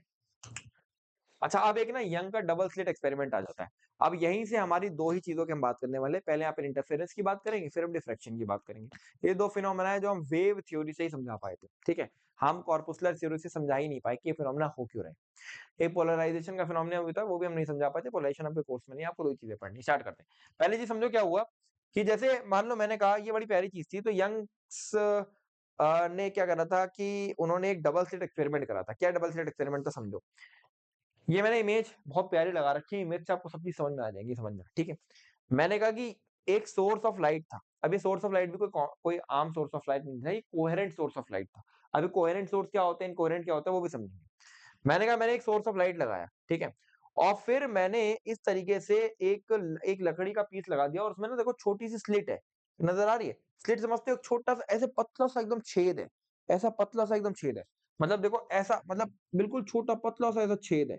ठीक है, मतलब एक कार्डबोर्ड है, ठीक, उसमें एकदम एक लाइन के बराबर का छेद है, एक लाइन, दो लाइन के बराबर का छेद है।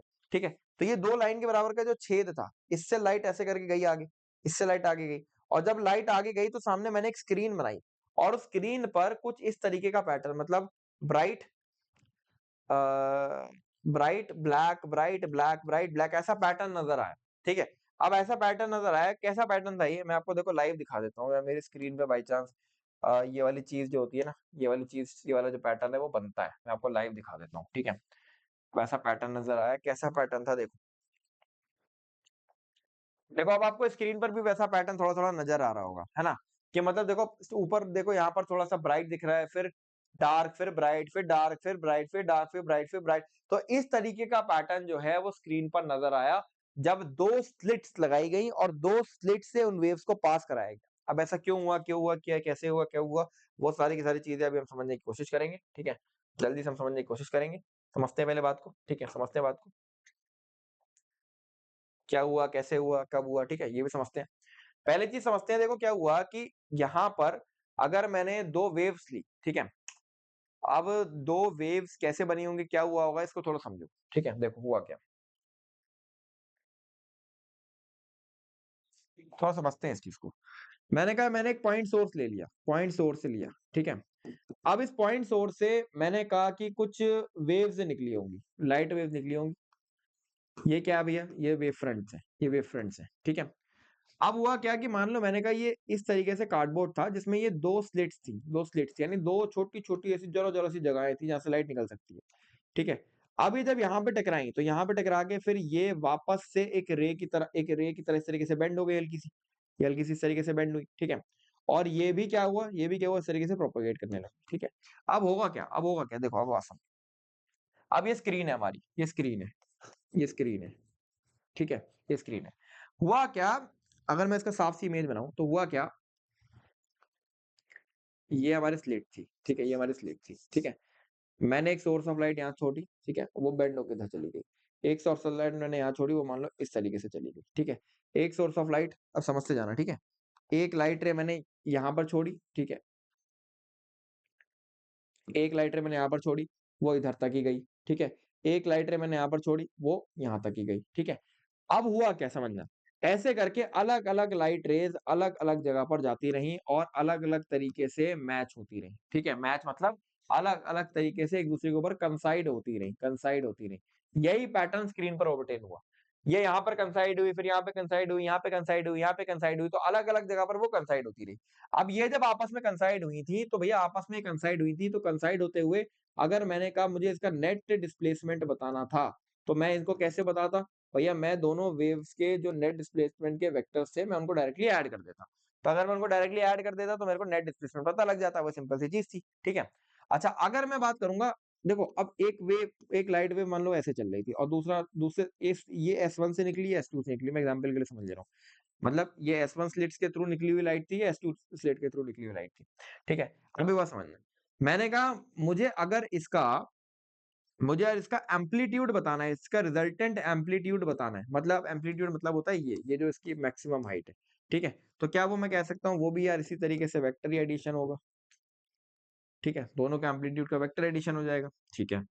अगर मुझे इसकी इंटेंसिटी बतानी है तो वो मैं कैसे बताऊंगा, ठीक है, वो भी क्या मैं ऐसे ही बता सकता हूँ, बिल्कुल बता सकता हूँ। इंटेंसिटी जो होता है वो एम्पलीट्यूड के यहाँ पर सारी सारी चीजें लिखी हुई है, मैं वो दिखा देता हूँ, ठीक है। तो देखो एम्पलीट्यूड अगर मैं बताना होगा मेरे को, तो मैंने देखो वेक्टर एडिशन करके वो मैंने जो पूरा पूरा फॉर्मूला बनाया था, तो वो क्या मैं फॉर्मूले, वो जो वेक्टर एडिशन का जो फॉर्मूला बनता है दोनों का, वो क्या मैं वेक्टर एडिशन के फॉर्मूले को क्या मैं ऐसे खोल सकता हूँ कि दोनों ही वेव्स का, अगर मान लो मैंने कहा कि वेव वन का अभी देखो, अभी हमको ये समझना है कि ये जो पूरा का पूरा पैटर्न बना है इसको मैं बोलता हूँ इंटरफेरेंस पैटर्न। इंटरफेरेंस पैटर्न मतलब हो क्या रहा है कि दो लाइट रे, यानी एक लाइट रे जो स्लिट वन से टकरा के गई और एक लाइट रे जो स्लिट टू से टकरा के गई, वो इंटरफेरेंस पैटर्न शो कर रही है। अब ये इंटरफेरेंस पैटर्न से होता क्या है कि जो रिजल्ट मतलब ये पूरा का पूरा स्क्रीन है, यहाँ पर dark bright dark bright dark bright ऐसे करके पैटर्न बन रहे हैं। अब मान लो मैंने कहा कोई एक पॉइंट ले लो, मैंने इस पॉइंट पर एम्पलीट्यूड निकालना है, तो मैं एम्पलीट्यूड निकालने के लिए क्या करूंगा, दोनों लाइट रे का एम्पलीट्यूड A1 और A2 दिया हुआ है और दोनों के बीच में फेज डिफरेंस अगर फाई है, दोनों वेव के बीच में फेज डिफरेंस यानी फाई है। अच्छा, फाई क्या चीज होती है, फेज डिफरेंस क्या चीज होती है, पहले ये भी समझ लेते हैं क्या होता है। तो देखो मैंने कहा कि मान लो एक वेव है जो ऐसे चल रही है, ठीक है। अभी बात समझना, पहले फेज डिफरेंस को समझते हैं। ये फाई फाई फेज डिफरेंस है, ये क्या चीज होती है। एक वेव है जो ऐसे करके गई, ठीक है। अब ये बात समझो, ये जीरो है, ये यहाँ पे मुड़ी होगी तो ये पाई आया होगा और यहाँ पे क्या आया होगा, 2 पाई आया होगा। जब एक वेव 2 पाई का एंगल इस तरीके से सबटेंड करती है, या सबटेंड ना बोलो, मतलब एक तरीके से जब 2 पाई का एंगल बना रही होती है, उतने में वो एक लैम्डा डिस्टेंस चल चुकी होती है, जिसको हम लोग बोलते हैं वेव लेंथ।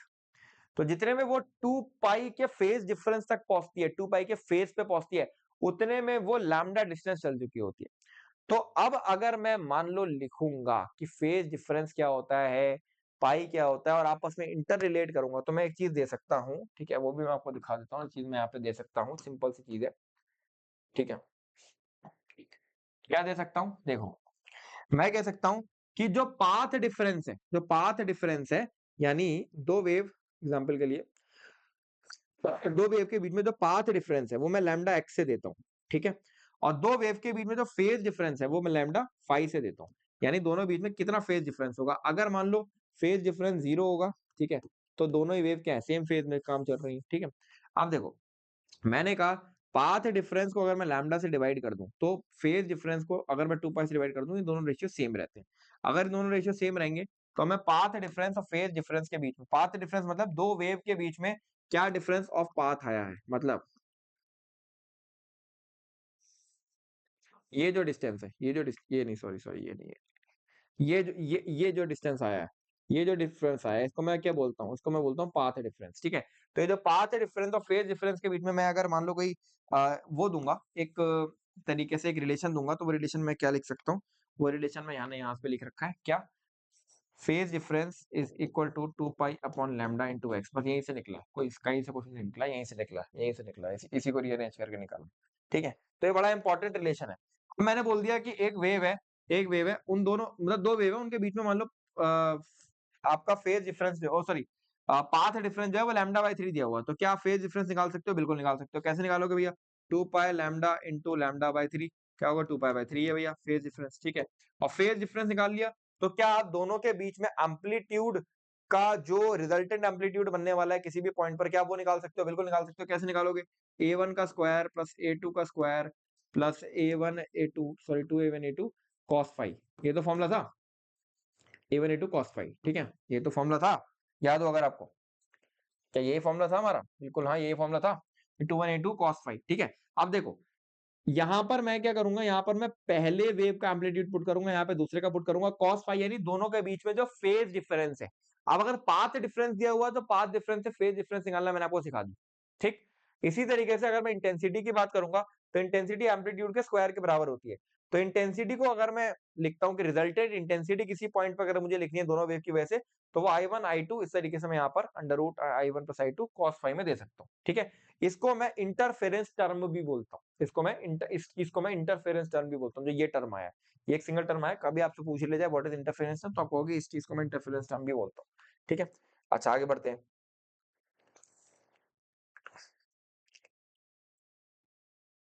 ठीक है। अब किसी भी पॉइंट पर जो इंटरफेरेंस पैटर्न बना, यानी bright dark bright dark bright dark वाला पैटर्न बना, ठीक है। तो किसी भी पॉइंट पर अगर मुझे इंटरफेरेंस पैटर्न में इंटेंसिटी लिखनी है, तो मैंने अभी आपको सिखाया, उसको हम ऐसे लिख सकते हैं, ठीक है। पर अगर मान लो मैंने कहा कि दो जो वेव हमारे पास आ रही थी, दोनों की इंटेंसिटीज जो है वो सेम है, दोनों की इंटेंसिटीज जो है वो सेम है, ठीक है। तो ये जो आई हो जाता है, रिजल्टेंट आई हो जाता है, ये हमारा आई मैक्स भी हो सकता है। कैसे हो सकता है देखना, ठीक है, समझना। ये हमारा आई क्या है, आई मैक्स भी हो सकता है। कैसे हो सकता है ये भी समझना। देखो समझ लो क्या कहना चाह रहा हूँ मैं। मैंने कहा कि अगर इंटेंसिटीज जो है वो हमारी इक्वल है, यानी I1 equal to I2 equal to I0 है, तो मैं यहाँ पर I0 लगा सकता हूँ, यहाँ पे I0 लगा सकता हूँ। तो यहाँ पर मैंने I0 लगाया, यहाँ पर मैंने I0 लगाया, तो ये 2 I0 हो गया, ये 2 बाहर आ गया, 2 से ये 1 प्लस cos फाई बन गया, उसको हमने आधा कर दिया। तो ये हमारा एक स्पेशल रिजल्ट निकल कर आता है, जहां पर हम ये बोलते हैं कि अगर मान लो दोनों इंटेंसिटी सेम हो जाएंगी, तो मैं क्या लिखूंगा, 4I0 cos square phi bye 2 से मैं इस चीज को दे सकता हूँ रिजल्टेंट इंटेंसिटी को, ठीक है। अनदर फॉर्म में मैं इसको ऐसे भी लिख सकता हूँ कि 4I0 जो ये वैल्यू मैंने दी है, 4I0 जो मैंने वैल्यू दी है, this is also called I max, ठीक है। ये आई मैक्स की तरह भी काम करता है, क्यों? क्योंकि आप ये देख पा रहे हो ना, ये जो इक्वेशन है, ये कुछ इक्वेशन आपको वैसी नजर आ रही होगी ना, कैसी नजर आ रही है? ये एसी में जैसे हम पढ़ते थे वेव की इक्वेशन, याद है आपको? एसी में जो अल्टरनेटिंग करंट की इक्वेशन होती थी, वैसी तो होती थी कुछ कुछ। v इक्वल टू वहां साइन थीटा होता था, यहाँ कॉस थीटा, बस इतना ही तो फर्क है। क्या होता था, वी मैक्स या V naught sine sine five plus कुछ कुछ भी होता था, फाइव प्लस कोई भी फेज ले लो, साइन फाइव ले लो मान लो, ठीक है। तो आपको ध्यान होता था, इसको हम क्या बोलते थे? इसको हम बोलते थे पीक करंट या पीक वोल्टेज, ठीक है। तो उसी तरीके से तो ये वाली चीज है, ये पूरी की पूरी कही जाती है क्या? ये कही जाती है पीक पीक पीक इंटेंसिटी, ठीक है। अब पीक इंटेंसिटी की वैल्यू क्या आती है? 4I0 यहां से आप निकाल सकते हो, ठीक है। तो इस तरीके से आप पूरी की पूरी इंटेंसिटी के क्वेश्चन को दे सकते हो। इसके ऊपर कैसे करके क्वेश्चंस बनते हैं मैं आपको दिखाई देता हूँ। जैसे क्वेश्चन है, find the intensity at the point on the screen in a Young's double slit experiment where the interfering waves if equal intensity is having a path difference of, देखो यहाँ पे path difference दिया हुआ है, यानी यहाँ पर क्या दिया हुआ है, डेल्टा एक्स दिया हुआ है। डेल्टा एक्स की वैल्यू लैम्डा बाय 4, ठीक है। तो क्या अगर मैं फेज डिफरेंस लिखूंगा, तो फेज डिफरेंस में लिख सकता हूँ 2 pi by lambda into path difference, बिल्कुल लिख सकता हूँ। क्या मैं फेज डिफरेंस ऐसे लिख सकता हूँ, 2 pi by lambda into lambda by 4, बिल्कुल लिख सकता हूँ। तो लैम्डा बाय 2 आ गया, तो यहाँ पर हमारा पाथ डिफरेंस आ गया लैम्डा बाय 2, ठीक है। अब सॉरी पाई बाय 2 लैम्डा तो लैम्डा कैंसिल हो गया था, पाई बाय 2, ठीक है। अब इसके बाद मुझे क्या करना है? इसके बाद मुझे निकालना है भैया कि जो इंटरफेरिंग वेव्स है, उनकी इंटेंसिटीज क्या नजर आ रही है? इक्वल नजर आ रही है। तो मैंने कहा जब इंटेंसिटीज इक्वल होती है, तो मेरा आई नेट का फॉर्मूला क्या बनता था, याद करो, 4I0 cos square phi bye 2, यही तो अभी हमने पढ़ा था, ठीक है। तो आपने कुछ नहीं करना है, आई नेट में यहाँ पर सारी की सारी वैल्यूज पुट कर दो, 4I0 cos स्क्वायर और 5/2 का वैल्यू कितना हो जाएगा 5/2 यानी π/2 डिवाइड बाय 2 यानी π/4 π/4 का स्क्वायर कितना हो जाएगा 1/√2 का स्क्वायर यानी 1/2 का स्क्वायर तो 4I0 इंटू 1/2 इस तरीके से आ जाएगा 2 कैंसिल तो 2I0 इसकी वैल्यू आ जाएगी यानी इस चीज की वैल्यू 2I0 आ जाएगी ठीक है। अब यहां पर अगर मैं इंटेंसिटी निकालूंगा तो मैं कैसे निकाल सकता हूं again delta phi equal to 2 π/λ into delta X ये होता है ना डेल्टा एक्स की वैल्यू मेरे पास दी हुई है डेल्टा फाई की वैल्यू मुझे निकालनी है मैं डेल्टा फाई की वैल्यू फटाक से निकालूंगा डेल्टा फाई की वैल्यू निकाल के मैं यहाँ पर इसको पुट कर दूंगा इस वाले फॉर्मूले के अंदर तो मेरा कहीं ना कहीं नेट इंटेंसिटी निकल कर आ जाएगी। तो इंटेंसिटी अगर दोनों सोर्स की सेम है ठीक है तो हम कहीं ना कहीं इसको इस तरीके से दे सकते हैं राइट ये फॉर्मूला आपको समझ आ गया होगा ठीक। इसी तरीके से the intensity at the central maxima in young double slit experiment is I0 ठीक है तो इंटेंसिटी सेंट्रल पे कितनी दी हुई है I0 find out the point where the path difference is इतना यहाँ पर आपको पॉइंट फाइंड आउट करने जहां पर पाथ डिफरेंस λ/6 λ/4 या λ/3 है ठीक है। तो ऐसे कौन कौन से पॉइंट हैं जहां पर ये सारी की सारी चीजें पाथ डिफरेंस इस तरह निकल कर आ रहा होगा अभी हम इसको ऐसे ही छोड़ देते हैं ठीक है क्योंकि अभी हम लोग ने आगे पढ़ा नहीं है अभी जब हम आगे चीज को समझेंगे तो आपको इस वाले क्वेश्चन में वापस आएंगे ठीक है। अच्छा सबसे पहले आगे चीज को समझने की कोशिश करते हैं ये है हमारी थ्योरी ऑफ इंटरफेरेंस फ्रिंजेस क्या है थ्योरी ऑफ इंटरफेरेंस फ्रिंजेस समझना देखो एक चीज आपको समझ आ रही होगी कि मेरी जो सोर्स है ठीक है मेरा जो सोर्स है उससे इस तरीके से मेरा वेवफ्रंट निकले और यहाँ पहुंचे फिर यहाँ से वापस इस तरीके से वेवफ्रंट निकले वो इस दिशा में गए ठीक है यहाँ पे वापस निकले होंगे वो कुछ इस दिशा में गए होंगे ठीक है। दोनों जब आपस में कोलाइड कर रहे हैं दोनों जब आपस में देखो यहाँ पर इस तरीके से दोनों कहीं ना कहीं कोलाइड कर रहे हैं तो हमारा क्या हो रहा है हमारा सुपर पोजिशन हो रहा है और हमारा सुपर पोजिशन की वजह से यहाँ पर इंटरफेरेंस पैटर्न बन रहा है। अब देखो मैंने कहा एक रे ऑफ लाइट मान लो यहाँ से निकली और एक रे ऑफ लाइट मैंने कहा यहाँ से बनाई मैंने जो कि वेव फ्रंट्स के परपेंडिकुलर थी ठीक है। दोनों रे ऑफ लाइट यहाँ पे जाकर मिली कहीं अब यहाँ पर इसका दो तरीके के इंटरफेरेंस हो सकते हैं इंटरफेरेंस मतलब एक दूसरे में इसका एडिशन हो गया एक तरीके से ऐसे मान लो तो पहला इंटरफेरेंस हो सकता है जो कि होगा कंस्ट्रक्टिव इंटरफेरेंस। कंस्ट्रक्टिव इंटरफेरेंस अगर हो रहा है तो यानी वेव हमसे सेम फेज में मिल रही है वेव सेम फेज में मिल रही है। एक हो सकता है डिस्ट्रक्टिव इंटरफेरेंस डिस्ट्रक्टिव इंटरफेरेंस मतलब वेव बिल्कुल उल्टे फेज में मिल रही है यानी जब इसका मैक्सिमा है तो इसका मिनिमा है जब इसका मिनिमा है तो इसका मैक्सिमा है ठीक है। अगर कंस्ट्रक्टिव इंटरफेरेंस हो रहा है तो हमारी क्या होती है ब्राइट लाइट फॉर्म होती है मतलब जो पैटर्न बनता है ना पैटर्न कैसा बनता है स्क्रीन पर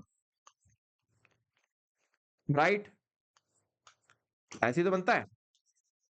ये मान लो मैंने कहा डार्क है ठीक है तो डार्क मैंने कहा ब्राइट डार्क ऐसी तो बनती है। जहां पर कंस्ट्रक्टिव इंटरफेरेंस होता है वहां पर ब्राइट पैटर्न ब्राइट फ्रिंजेस मिलते हैं फ्रिंजेस बोलते हैं इसको फ्रिंजेस बोलते हैं पट्टियां जो बनती है ना फ्रिंजेस बोलते हैं वहां पे ब्राइट फ्रिंजेस देखने को मिलते हैं जैसे आप यहाँ पर देख रहे हो जो ब्राइट फ्रिंजेस है ठीक है इस तरीके से जो ब्राइट फ्रिंजेस देखने को मिलते हैं और जहां पर डार्क फ्रिंजेस देखने को मिलते हैं वहां पर क्या होता है वहां पर डिस्ट्रक्टिव इंटरफेरेंस हो चुका होता है। तो कंस्ट्रक्टिव इंटरफेरेंस और डिस्ट्रक्टिव इंटरफेरेंस दो तरीके के इंटरफेरेंसेस होते हैं ठीक है। दोनों की इंटेंसिटीज दोनों का मैक्सिमास मिनिमास आप कैसे निकाल सकते हो अभी मैं आपको सब सिखाऊंगा उसकी आप टेंशन मत लो ठीक है। समझने की कोशिश करते हैं मैं आपको सब बताने वाला हूँ उसकी आप टेंशन मत लो ठीक है। अच्छा अब फटाफट से बात कर लेते हैं देखो होता क्या है। मैंने कहा कि देखो सपोज करो ये दोनों जाकर यहाँ पर इस पॉइंट पर मिले थे ठीक है। सेंटर से इसकी जो डिस्टेंस है दैट इज एक्स ठीक है ये डिस्टेंस है आपकी एक्स ठीक है। दोनों ही मैं ऐसे कह रहा हूँ कि ये जो स्लिट है स्लिट से लेकर स्क्रीन तक की जो डिस्टेंस है वो कैपिटल डी मैंने इस तरीके से कैपिटल डी तरीके से मैंने दे दी राइट।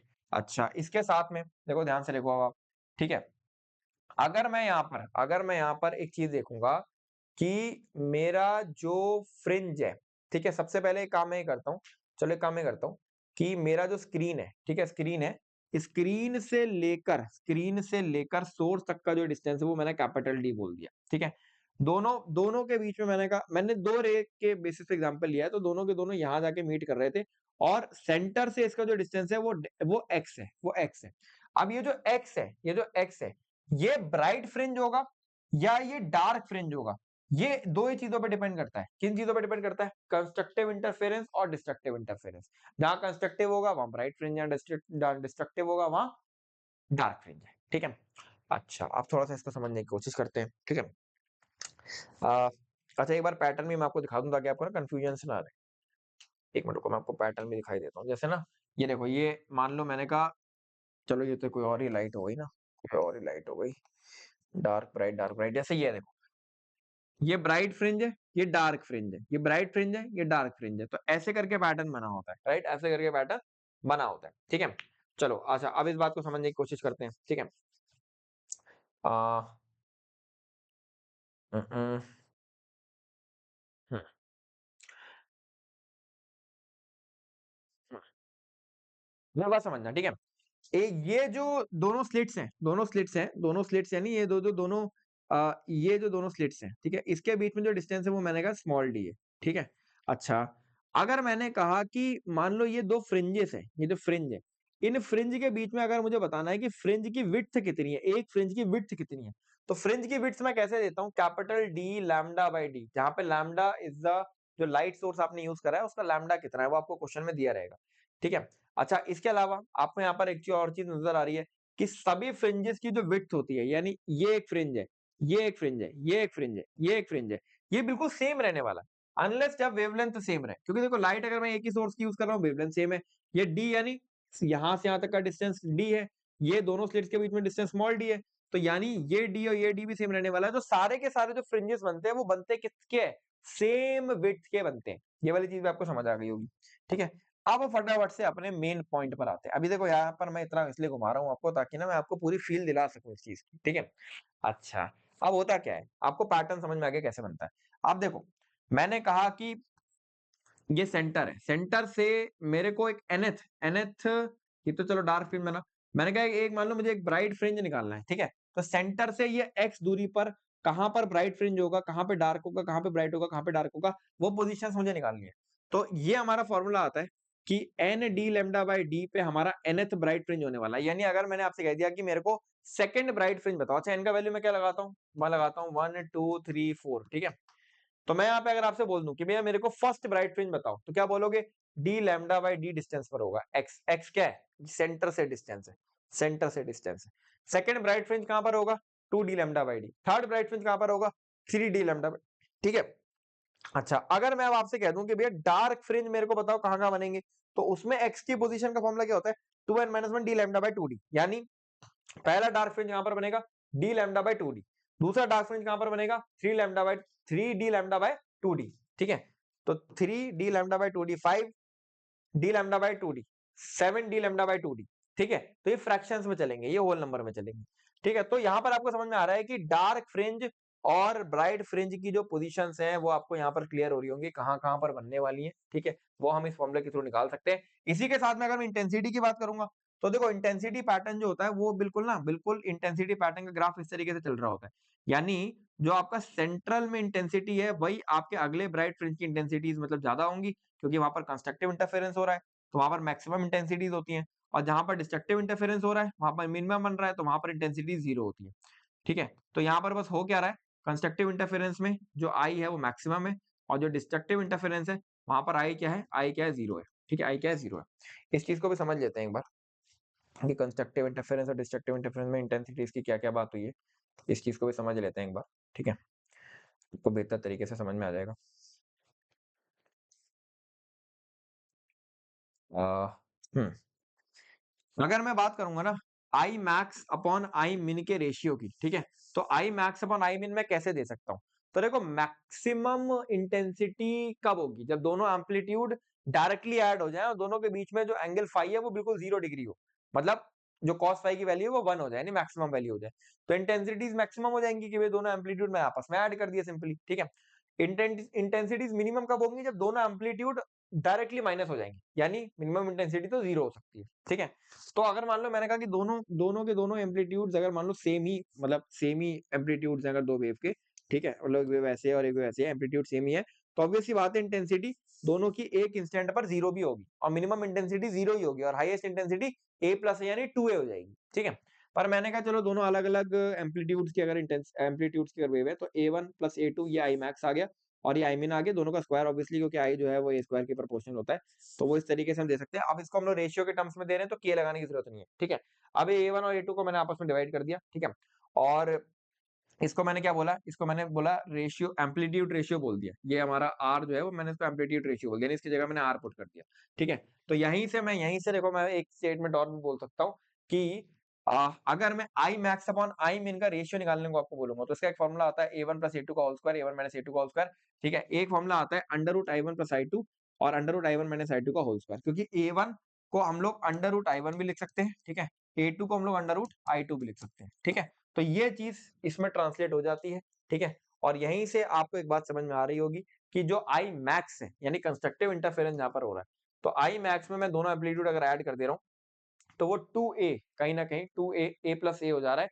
और अगर मैं आई मिन की बात कर रहा हूँ जहाँ डिस्ट्रक्टिव इंटरफेरेंस हो रहा है, वहां पर क्या हो रहा है, वहां पर मिनिमम एनर्जी आ रही है, तो यहाँ पर दोनों ही इंटेंसिटीज माइनस हो जा रही है, तो इंटेंसिटी जीरो हो जा रही है। तो आपको समझ में आ रहा है कि इंटेंसिटी जो है वो, दो बातें आपको यहाँ से समझ आई होंगी, दो बातें यहाँ से आपको समझ आई होंगी कि इंटेंसिटी जो है, जो यहाँ पर ब्राइट फ्रिंज बन रहा है, जहाँ ब्राइट चीज नजर आ रही है, वहां पे इंटेंसिटी मैक्स रहने वाली है, और जहां पे डार्क फ्रिंज बन रहा है वहां इंटेंसिटी मिन रहने वाली है। बट मैक्स और मिन उसका मैग्नीट्यूड सेम होगा। ये बड़ी इंपॉर्टेंट चीज है। बड़ी, आप कह रहे हो क्या पट्टी पढ़ा रहे हो घंटे से यार, क्या समझाना चाह रहे हो, ये जरूरी चीज समझाना चाह रहा हूं कि भैया मैक्सिमम इंटेंसिटी जो होगी और जो मिनिमम इंटेंसिटी होगी उनका मैग्नीट्यूड सेकंड ब्राइट फ्रिंज के लिए, थर्ड ब्राइट फ्रिंज के लिए, फिफ्थ ब्राइट फ्रिंज के लिए, एक करोड़वें ब्राइट फ्रिंज के लिए, सबके लिए सेम रहने वाला है, सबके लिए सेम रहने वाला है। ठीक है, जो आपको ऐसे नजर आ गया होगा। चलिए, एक चीज आपको समझ में और आ गई। अच्छा, अब कंस्ट्रक्टिव इंटरफेरेंस जब होता है तो आपका मैक्सिमम बनता है, रिजल्टेंट इंटेंसिटी आप ऐसे करके निकाल सकते हो। ठीक है, और जब ये आपका देखो दोनों वेव क्या है, सेम फेज में, सेम फेज में, तो आपका कंस्ट्रक्टिव इंटरफेरेंस हो गया। दोनों वेव जब ऑपोजिट फेज में है तो क्या हो गया, डिस्ट्रक्टिव इंटरफेरेंस हो गया। अच्छी बात आप समझो। यहाँ पर अब दो तीन चीजों की और बात करते हैं। देखो, दो तरीके के सोर्सेज होते हैं। अब इंटरफेरेंस पैटर्न जो है वो कब बनता है, जब आपका सोर्स या तो कोहेरेंट होगा, ठीक है, या इनकोहेरेंट होगा, दोनों के अंदर बन सकता है, बट दोनों के अंदर इंटरफेरेंस पैटर्न बड़े अलग टाइप के बनते हैं। ठीक है, तो हमको इंटरफेरेंस पैटर्न अच्छे से मिले उसके लिए हम कोहेरेंट सोर्स का यूज करते हैं। अभी समझने की कोशिश करते हैं दोनों होता है क्या। तो कोहेरेंट सोर्स क्या होते हैं, टू सोर्सेज ऑफ लाइट, समझना, दो sources of light which continuously emit light wave of the same frequency with zero और constant phase difference। ये वर्ड बड़ा इंपॉर्टेंट है। ठीक है, दो वेव निकल रही हो, लाइट वेव निकल रही हो एक सोर्स से, कोई दिक्कत नहीं है, मैंने कहा एक लाइट सोर्स से दो वेव निकल रही है। ठीक है, ये जो दोनों लाइट वेव निकल रही है, ये मैंने कहा दो सोर्स भी पकड़ लो, दो सोर्स भी पकड़ लो। ठीक है, एक सोर्स से निकल रही होगी तो सेम ही होगा फ्रीक्वेंसी, वेवलेंथ, हर चीज।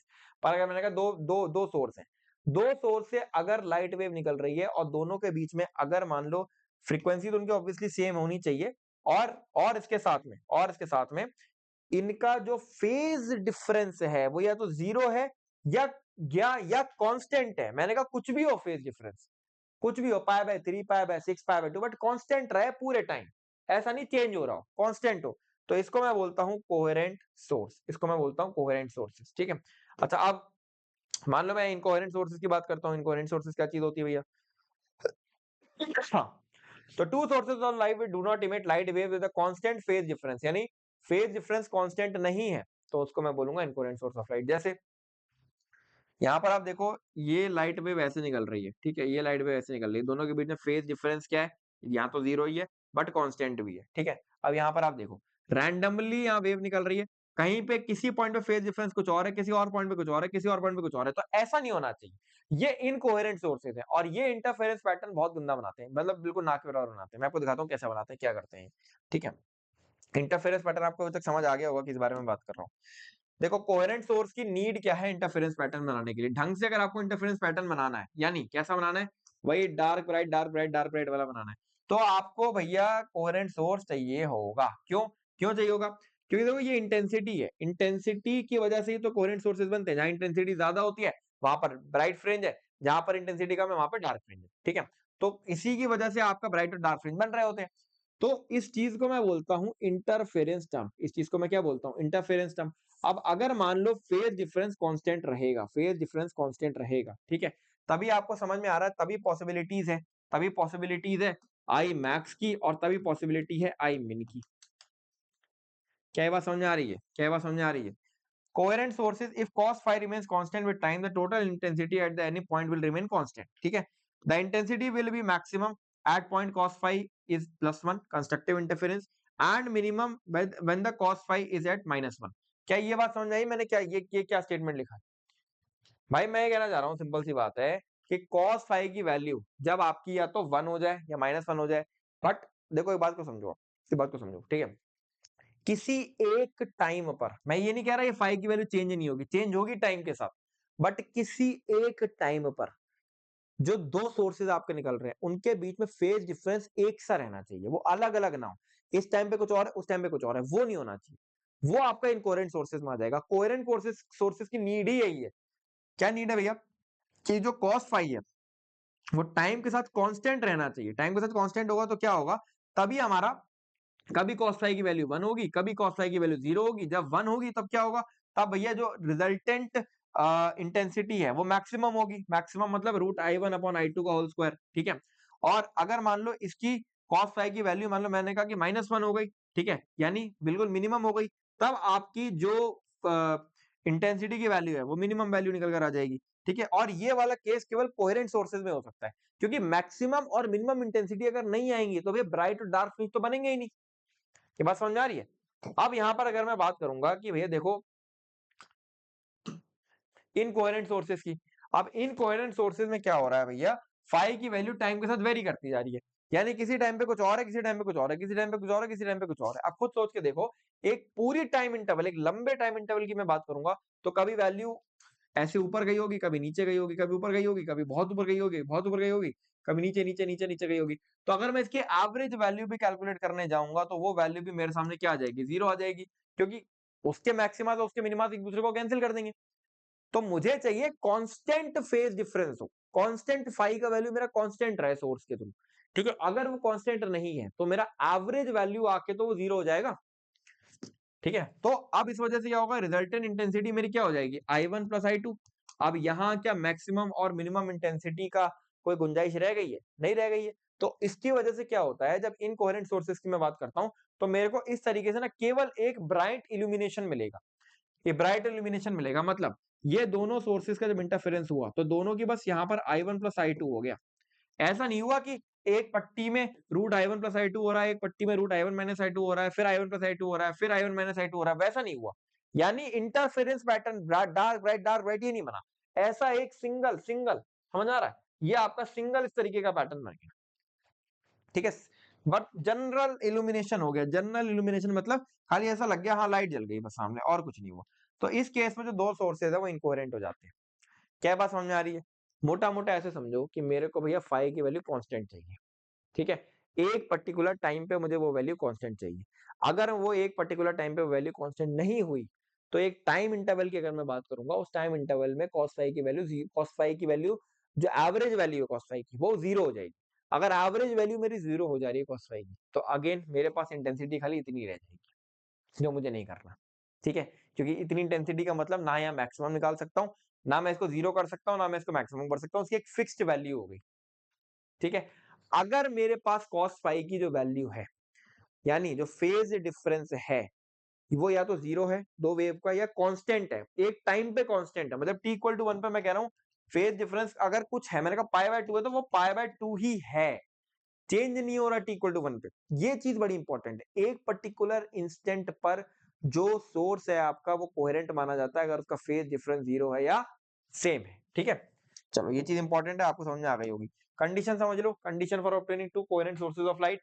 तो two coherent sources of light must be obtained from a single source by some method.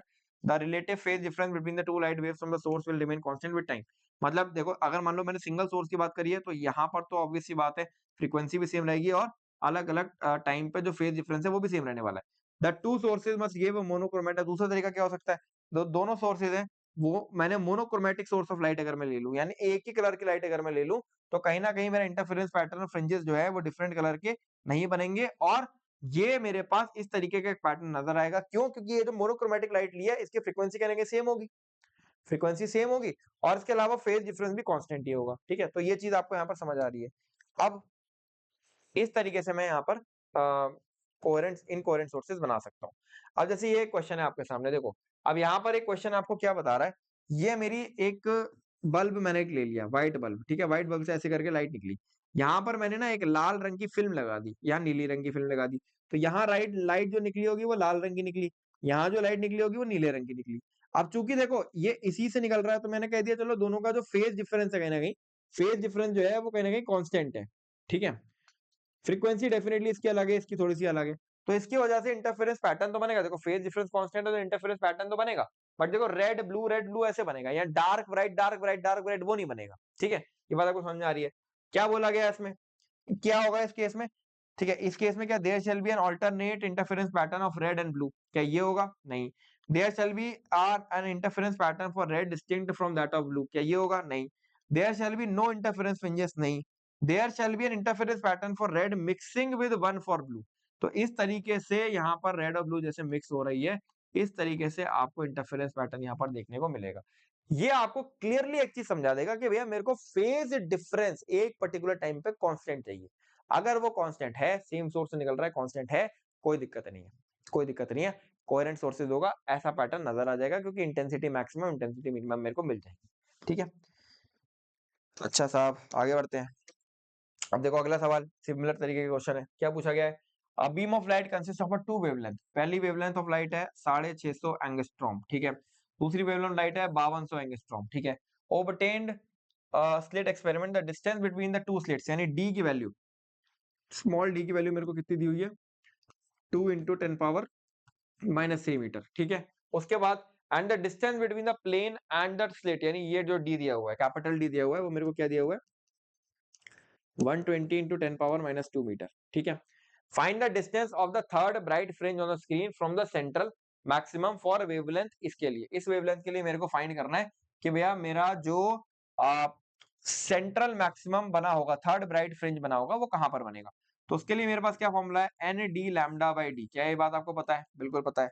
क्या ये बात आपको पता है? अभी पीछे ही बताई गई है, कोई नई चीज नहीं है, पीछे ही बताई गई है। ये देखो, ये मेरा ब्राइट फ्रिंज बनता है ना, N D lambda by D, ठीक है। तो अगर मेरे को थर्ड ब्राइट फ्रिंज की बात करनी होगी, थर्ड ब्राइट फ्रिंज की बात मेरे को अगर करनी होगी, तो वो कैसे बनेगी, वो आपको समझ आ रहा है। N D lambda by D, यानी एन का वैल्यू 3, डी का वैल्यू ये 650 एंगस्ट्रॉम लगा दो, ठीक है। और ये 2 इंटू 10 पावर -3 लगा दो। लगा दोगे, सब मल्टीप्लाई मल्टीप्लाई कर लोगे तो आंसर आपको निकल कर आ जाएगा, सीधा फॉर्मुला बेस्ड क्वेश्चन था। अच्छा, एक सवाल ये देख लो। अब इस सवाल के अंदर क्या करा गया है? यहाँ पर इनिशियली क्या करा गया था? इनिशियली क्या करा गया था? इनिशियली आपको क्या बोला गया? Yellow light of wavelength, yellow light wavelength हमारी ली गई है। पहले इनिशियल की बात करते हैं। इनिशियल केस में लैम्डा मेरा लिया गया है 6000 एंगस्ट्रॉम का, ठीक है। Produces a fringe of width, width का फ्रिंज का विड्थ मेरा दिया हुआ है 0.8 mm, यानी 0.8 into 10 power -3 metre. In Young's double slit experiment, if the source is replaced by another monochromatic source of wavelength इतना। तो यानी पहले केस में तो मेरे को, मैंने ऐसा सोर्स लिया है, ठीक है। दूसरे, अब पहले केस में जब मैंने ऐसा सोर्स लिया है, तो मेरे पास जो फ्रिंज की विड्थ था, फ्रिंज की विड्थ समझते हो क्या होता है? जो डार्क ब्राइट फ्रिंज बने थे, तो एक फ्रिंज की जो विड्थ निकल कर आई वो हमारी ये निकल कर आई, ठीक है। अच्छा, इस अब इसका फॉर्मूला क्या होता है? डी लैम्डा बाई डी होता है, याद हो अगर आपको तो। डी क्या है? कैपिटल डी क्या है? ये डिस्टेंस है। स्मॉल डी क्या है? ये डिस्टेंस है। स्मॉल डी हमको पता ही है यहाँ से। तो क्या मैं यहाँ से बीटा की वैल्यू रखकर,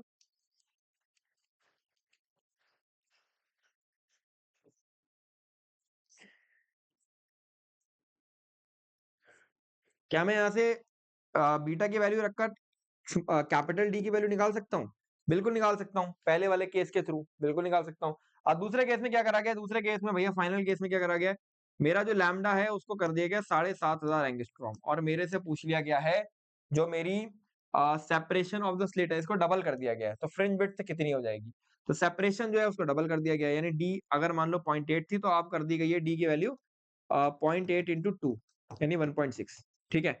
और अब मेरे से पूछ लिया गया है, भैया आप ये बताओ मेरे को कि जो आपका बीटा का वैल्यू है वो कितना निकल कर आ जाएगा, ठीक है। क्या हम बीटा का वैल्यू यहाँ से डी लैम्डा बाई डी लिखेंगे अगर, तो डी का वैल्यू क्या हम यहाँ से लिख सकते हैं? बिल्कुल लिख सकते हैं। यहाँ से हम डी का वैल्यू लिख देंगे, और लैम्डा का वैल्यू हम यहाँ से लिख देंगे। ये लैम्डा यानी जो मैंने फाइनल केस में लैम्डा लेना है, ठीक है। और जो स्मॉल डी का वैल्यू है वो हम कहाँ से लिखेंगे? वो चूंकि डबल करा गया है, तो 1.6 mm यहाँ से हम लिख सकते हैं। क्या ये बात आपको समझ में आ रही है? क्या ये बात आपको समझ में आ रही है? कुछ क्वेश्चन नहीं था, बहुत इजी सा क्वेश्चन है। एक इनिशियल केस था, उसमें डी लैम्डा बाई डी लिखना है, एक फाइनल केस था, उसमें डी लैम्डा बाई डी लिखना है। जो कंडीशन दी गई है उसको फुलफिल करना है, सेटिस्फाई करना, आंसर निकल कर आ जाएगा। तो इजी सी चीज थी, कोई टफ चीज नहीं थी। अगला सवाल, ये अच्छा सवाल है। In YDSE the slits are 2 mm apart. तो स्लिट्स 2 mm अपार्ट है, यानी स्मॉल डी की वैल्यू 2 इंटू 10 पावर -3 मीटर दी हुई है। And eliminated with a mixture of two wavelength. तो दो लाइट डाली गई है, पहली वेवलेंथ है 750 नैनोमीटर की, दूसरी है 900 नैनोमीटर की, ठीक है। At what distance from the common central bright fringe on a screen, 2 metre screen का डिस्टेंस फ्रॉम फ्रिंज कितना दिया हुआ है, 2 मीटर। मेरे पास क्या होगा, will be the bright fringe from one interference pattern coincide with the bright fringe of the another pattern। मतलब अगर मैंने 750 नैनोमीटर की लाइट ली तो उसकी वजह से मेरा कुछ पैटर्न बना होगा, dark bright dark bright dark bright ऐसे बना होगा, ठीक है। उसके बाद मैंने क्या करा, मैंने 900 नैनोमीटर की लाइट ली तो उसकी वजह से कोई डार्क ब्राइट पैटर्न बना होगा। तो इसने ये पूछा है कि eight what distance from the common central bright fringe on the screen, कितनी डिस्टेंस पर यहां से जो ब्राइट फ्रिंज होगा दोनों का वो कंसाइड करने वाला है एक दूसरे के ऊपर। तो एक का एक पैटर्न बना होगा, दूसरे का दूसरा पैटर्न बना होगा, दोनों का कंसाइडिंग हमको निकालना है। तो देखो पहले की वजह से अगर मैं x1 की वैल्यू निकालूंगा तो मैं कैसे लिखूंगा, n1 d lambda 1 upon d, ये तो है, ये पहले की वजह से निकलेगा, ठीक है। दूसरे की वजह से अगर मैं निकालूंगा क्या निकलेगा, n2 d lambda 2 bye d। क्या मुझे ये समझ में आ रहा है कि x1 इक्वल टू x2 है, क्यों, क्योंकि इन्होंने बोला है कि भैया दोनों ही ब्राइट फ्रिंज जो है वो आपस में कंसाइड करने वाले हैं, और कब कंसाइड करेंगे उसी की वैल्यू मुझे निकालनी है। तो चलो मैं एक बार करके देख लेता हूँ। तो n1 lambda 1 equal to n2 lambda 2 के यहाँ से ये चीज निकल कर आ जाएगी क्योंकि d से d कैंसिल हो जाएगा। अब लैम्डा 1 कितना दिया हुआ है, ये लैम्डा 2 कितना दिया हुआ है 650, तो n1 अपॉन n2 की वैल्यू आ जाएगी लैम्डा 2 बाय लैम्डा 1। लैम्डा 2 कितना दिया हुआ है 900, ये कितना दिया हुआ है 750। 15 से अगर मैं डिवाइड करूंगा क्या ये 6/5 आ जाएगा, बिल्कुल हाँ 6/5 आ जाएगा। तो क्या मेरे को समझ में आ रहा है, थोड़ा थोड़ा सा शायद मेरे को यहाँ पर दिख रहा है कि आ, कहीं ना कहीं मेरा जो छठा ब्राइट फ्रिंज है इन केस ऑफ लैम्डा 1 वो पांचवें ब्राइट फ्रिंज से कंसाइड कर रहा है इन केस ऑफ लैम्डा 2। मोटा मोटा मैं यहाँ से देख सकता हूँ 6/5 इसका रेशियो निकल कर आया था। तो जो सबसे मिनिमम नंबर में ले लूंगा तो ऐसे मैं लिखूंगा minimum number of coinciding bright fringe, ठीक है, ब्राइट फ्रिंज इज 6 and 5, यानी दैट मीन्स लिखोगे means sixth fringe of wavelength 750 will coincide with the fifth fringe of the 900 wavelength, ठीक है। तो अब आपको क्या निकालना है, अब आपको यहाँ पे निकालनी है x1 की वैल्यू, अब आपको यहाँ पे निकालनी है x1 की वैल्यू। तो x1 की वैल्यू मेरे पास है n1 d lambda 1 by D, ठीक है। अब मेरे पास क्या क्या है, मेरे पास क्या क्या है, n1 की वैल्यू है, n1 यानी पहला वाले के सिक्स ब्राइट फ्रिंज है, तो छठा इंटू डी का वैल्यू कितना है 2, लैम्डा 1 का वैल्यू कितना है 750 इंटू 10 पावर माइनस 9 मीटर, और स्मॉल डी का वैल्यू मेरे पास कितना है 2 इंटू 10 पावर माइनस 3, ठीक है। तो यहाँ से क्या ये चीजें निकल कर आ सकती हैं, बिल्कुल निकल कर आ सकती है, इजी सी चीज है 150, और x का वैल्यू कहीं ना कहीं, चलो निकाल लोगे x का वैल्यू जो भी आ रहा हो आप निकाल लेना, ठीक है। तो सिंपल सी चीज है, मैंने ये क्या करा, मैंने पहले की वजह से ब्राइट फ्रिंज कहां बनेगा वो लिख दिया, दूसरे वेवलेंथ की वजह से ब्राइट फ्रिंज कहां बनेगा वो लिख दिया। अब मैंने कहा दोनों ब्राइट फ्रिंजेस कंसाइड कर रहे हैं, जब कंसाइड कर रहे थे तो मुझे समझ में आया कि छठा ब्राइट फ्रिंज यानी n1 की वैल्यू, n1 अपॉन n2 की वैल्यू मेरी आई थी 6/5, तो यानी छठा ब्राइट फ्रिंज इसका पांचवें ब्राइट फ्रिंज से कंसाइड कर रहा है। तो अब छठे ब्राइट फ्रिंज की मैं एक्स की डिस्टेंस निकाल दूंगा, या अगर मैं पांचवे की इसकी निकाल दूंगा, इसकी छठे की निकालूंगा, तो दोनों सेम ही आने वाले हैं, वही मेरे को बताना है, सिंपल सा क्वेश्चन था। चलिए बढ़ते हैं आगे। अब देखो होता क्या है, एक चीज आती है सस्टेन इंटरफेरेंस पैटर्न। देखो इंटरफेरेंस पैटर्न चेंज नहीं होना चाहिए, मतलब ऐसा नहीं कि इंटरफेरेंस पैटर्न आगे बढ़ रहा है या नीचे जा रहा है, ऊपर जा रहा है, गायब हो रहा है, अरे एक जगह सस्टेन है, मैं 1 घंटे बाद देखूं तो भी सस्टेन है, 5 घंटे बाद देखूं तो भी सस्टेन है, तो उसको मैं बोलता हूँ सस्टेन इंटरफेरेंस पैटर्न। और sustain interference pattern in which the position of maximum and minimum of the intensity of observation screen do not change with time is called sustained or permanent interference pattern। और ये तब होता है जब हमारा stable coherent light source होता है, तो ये काफी हद तक टाइम के लंबे समय के लिए ये चीज आपको स्टेबल नजर आती है। कंडीशन इसकी क्या है, टू सोर्सेज जो होते हैं वो सेम फ्रीक्वेंसी और सेम वेवलेंथ की लाइट को प्रोड्यूस करने चाहिए। The two sources of light should be coherent, ठीक है, and for a better contrast maximum minimum of intensity of amplitude of interfering phase should be equal. मतलब अगर मान लो मैंने कहा कि जो मेरी एक वेव कंसाइड कर रही है और जो दूसरी वेव कंसाइड कर रही है, अगर दोनों वेव की इंटेंसिटी सेम होंगी ना, तो मेरा मैक्सिमा और मेरा मिनिमा जो है वो काफी बढ़िया बनेगा और काफी अच्छा नजर आएगा, ठीक है, सिंपल चीज है। तो तब हमारा जो है वो से एक सस्टेन्ड इंटरफेरेंस पैटर्न आपको नजर आ रहा होता है। ठीक है? अच्छा, ये देख लो। बाकी देखो, अगर खुद सोच के देखो, यार देखो एक चीज़ होती है छोटी-सी, फ्रिंज विड्थ का फ़ॉर्मूला क्या होता था? फ्रिंज विड्थ का फ़ॉर्मूला क्या होता था? D lambda by small D, ठीक है? अब अगर मान लो दोनों स्लिट्स के बीच में यानी सोर्सेज़ नैरो हैं, नैरो सोर्सेज़ में ना लो, मैंने कह दिया दोनों स्लिट्स के बीच में डिस्टेंस बहुत कम है, तो फ्रिंज विड्थ जो है थोड़ा-सा बढ़ जाता है और पैटर्न थोड़ा-सा क्लियर नज़र आता है, पैटर्न थोड़ा-सा क्लियर नज़र आता है। तो इस चीज़ की थोड़ा-सा इस चीज़ का भी आप डिस्कशन कर सकते हो कि अगर मान लो डी का वैल्यू बहुत स्मॉल होता है और कैपिटल डी का वैल्यू अगर बहुत ज़्यादा होता है, यानी स्क्रीन बहुत लंबी होती है, तो आपको फ्रिंज विड्थ थोड़ी मोटी-मोटी मिलने वाली है। मोटी-मोटी फ्रिंज विड्थ मिलेगी, यानी देखो ये मोटे-मोटे फ्रिंजेस मिलेंगे तो आप आराम से देख पाओगे, ठीक है? तो एक ये भी तरीका होता है अच्छा प्यारा सस्टेन इंटरफेरेंस का। दूसरा तरीका होता है मोनोक्रोमैटिक सोर्सेज़ आप यूज़ कर रहे हो। मोनोक्रोमैटिक सोर्सेज़ आप यूज़ करोगे, तो वो अलग-अलग वेवलेंथ के साथ ओवरलैप नहीं करेंगे। जैसे देख लो ये व्हाइट लाइट है, व्हाइट लाइट अगर मैं यूज़ करूँगा तो व्हाइट लाइट में बहुत सारी लाइट्स होती हैं, तो वो अलग-अलग वेवलेंथ की होती है। तो अलग-अलग वेवलेंथ की लाइट अलग-अलग जैसे कोइंसाइड करेंगी तो पैटर्न बड़ा अजीब-सा बनेगा। बट अगर मान लो मैंने कहा एक सिंगल मोनोक्रोमैटिक लाइट है, तो वो इस तरीके से कोइंसाइड करके पैटर्न बना सकती है, ठीक है?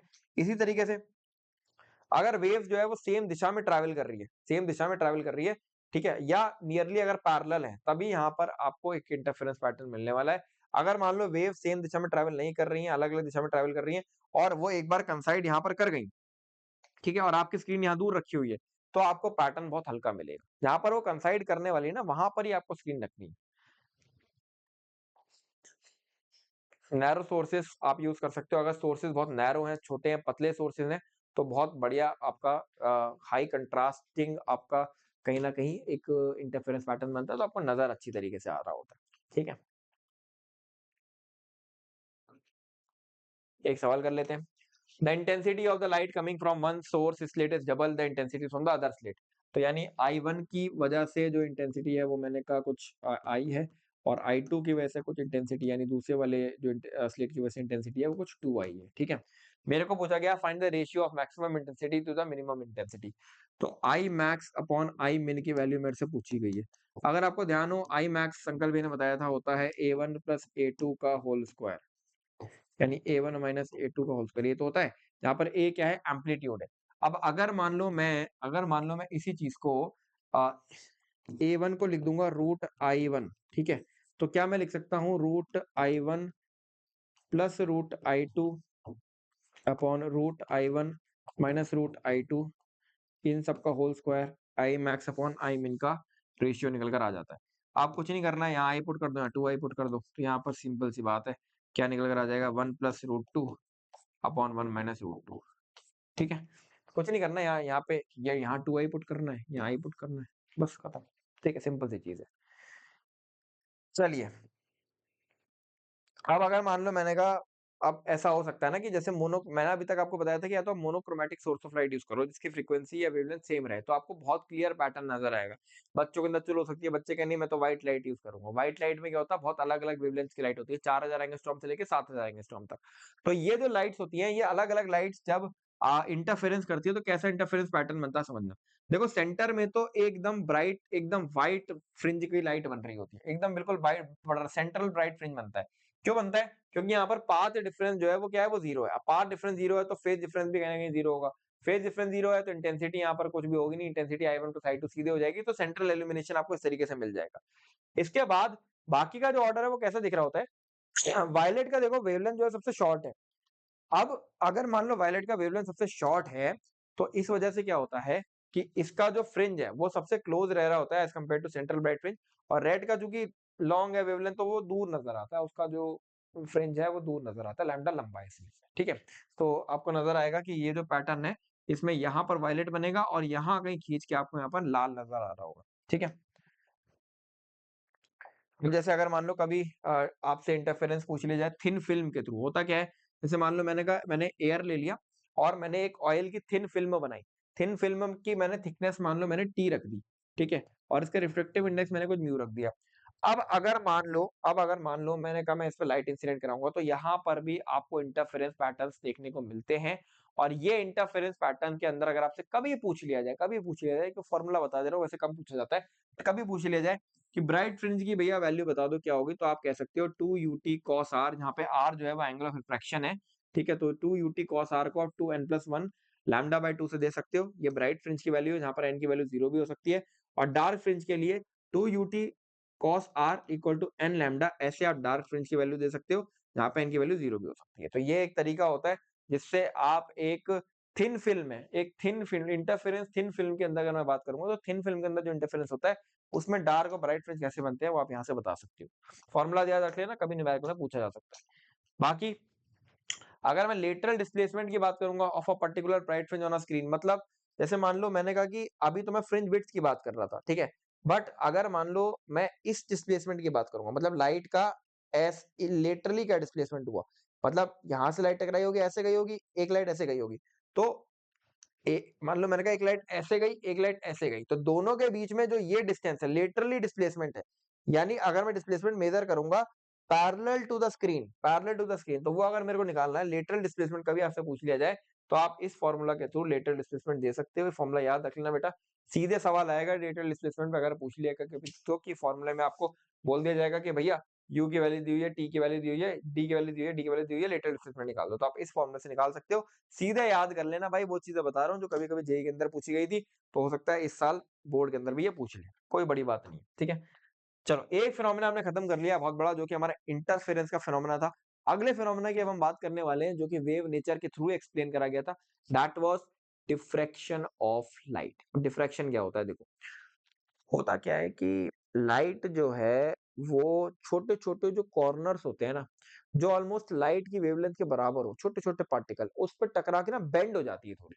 उस बेंडिंग ऑफ लाइट की वजह से क्या होता है कि बड़ी अलग सा फिनोमेना शो होता है। क्या होता है समझना, समझते हैं पहले, ठीक है। मान लो मैंने कहा कि एक बहुत नैरो सा अपर्चर, एक सोर्स ऑफ लाइट आ रही थी, ठीक है, एक सोर्स ऑफ लाइट आ रही थी और एक बहुत नॉर्मल सा अपर्चर है, बहुत छोटा सा नैरो सा अपर्चर है। ये जो नैरो सा अपर्चर है इससे टकराई, अब टकराने की वजह से ये बेंड हो गई, देखो टकराने की वजह से क्या हुई, ये बेंड हो गई, टकराने की वजह से क्या हुई, बेंड। ये जो बेंडिंग ऑफ लाइट हुई, और फिर इसका आप देखो आगे ज्योमेट्रिकल शैडो कैसा बनेगा, मतलब यहाँ से अगर मैं शैडो क्रिएट करूंगा तो ऐसा जाएगा। अब ये लाइट यहाँ टकराई और एकदम ज्योमेट्रिकली बेंड हो गई, यहाँ से टकराई ज्योमेट्रिकली बेंड हो गई। अब ज्योमेट्रिकली अभी बेंड हुई और ज्योमेट्रिकल शैडो में आगे जब थ्रो हुई, तो आगे आपको डिफ्रैक्शन पैटर्न देखने को मिलता है। इस डिफ्रैक्शन पैटर्न में क्या होता है, सेंट्रल में एक बहुत बड़ा सा आपको ब्राइट फ्रिंज मिलता है, और फिर आपको bright dark bright dark bright dark bright हल्के हल्के हल्के हल्के हल्के हल्के ऐसे हल्के हल्के होते जाते हैं, ठीक है। तो इस तरीके का पैटर्न को देखने को मिलता है कि आपका सेंट्रल में देखो एक बहुत बड़ा ब्राइट फ्रिंज मिला हुआ है, और उसके बाद dark bright dark bright dark bright जो बहुत हल्के होते जा रहे हैं, इसको मैं डिफ्रैक्शन पैटर्न बोलता हूँ, ठीक है। होता क्या है, the phenomena of bending of light around the corners of small obstacles or an aperture and its constituents bending into the region of geometrical shadow is called diffraction of light. The diffraction effect is more pronounced if the aperture of the obstacle is of the order wavelength of waves, यानी जिस order का मैंने कहा अगर angstrom में wavelength है, तो angstrom के ऑर्डर का ही अगर मान लो ये एक ऑब्स्टिकल है, तो लाइट बहुत प्यारी बेंड होती है उससे, ठीक है, इस तरीके से बहुत प्यारी बेंड होती है, और आगे जो इसकी ज्योमेट्रिकल शेडो होगी उसमें स्प्रेड स्प्रेड हो जाती है, ठीक है, आगे उसमें स्प्रेड हो जाती है। इसमें कैसा पैटर्न देखने को मिलता है, आपको नजर आ रहा है, ये सोर्स है, यहाँ लाइट बेंड हुई, आगे ज्योमेट्रिकल शेडो ऐसे बना, ज्योमेट्रिकल शेडो में चली गई, कैसा पैटर्न देखने को मिला, सेंट्रली बहुत बड़ा ब्राइट पैटर्न देखने को मिल रहा है, और उसके बाद ये पैटर्न क्या हो रहा है, हल्का हल्का हल्का हल्का साइड में को फैलते फैलते फैलते फैलते हल्का होता जा रहा है, ठीक है, हल्का होता जा रहा है। अच्छा, अब दो तरीके के डिफ्रैक्शन होते हैं। पहला डिफ्रैक्शन होता है जो हम पढ़ते हैं फ्रेस्नेल डिफ्रैक्शन। ये कौन सा डिफ्रैक्शन है, in the source course and screen are placed close to aperture, मतलब जो अपर्चर है ना, ये जो अपर्चर है, ये अपर्चर है, ठीक है, इससे अगर मैं सोर्स का डिस्टेंस देखूंगा तो मैं D1 देख रहा हूँ, और इससे अगर मैं स्क्रीन का डिस्टेंस देखूंगा तो D2 देख रहा हूँ, तो D1 और D2 जो है ये वेरी स्मॉल है।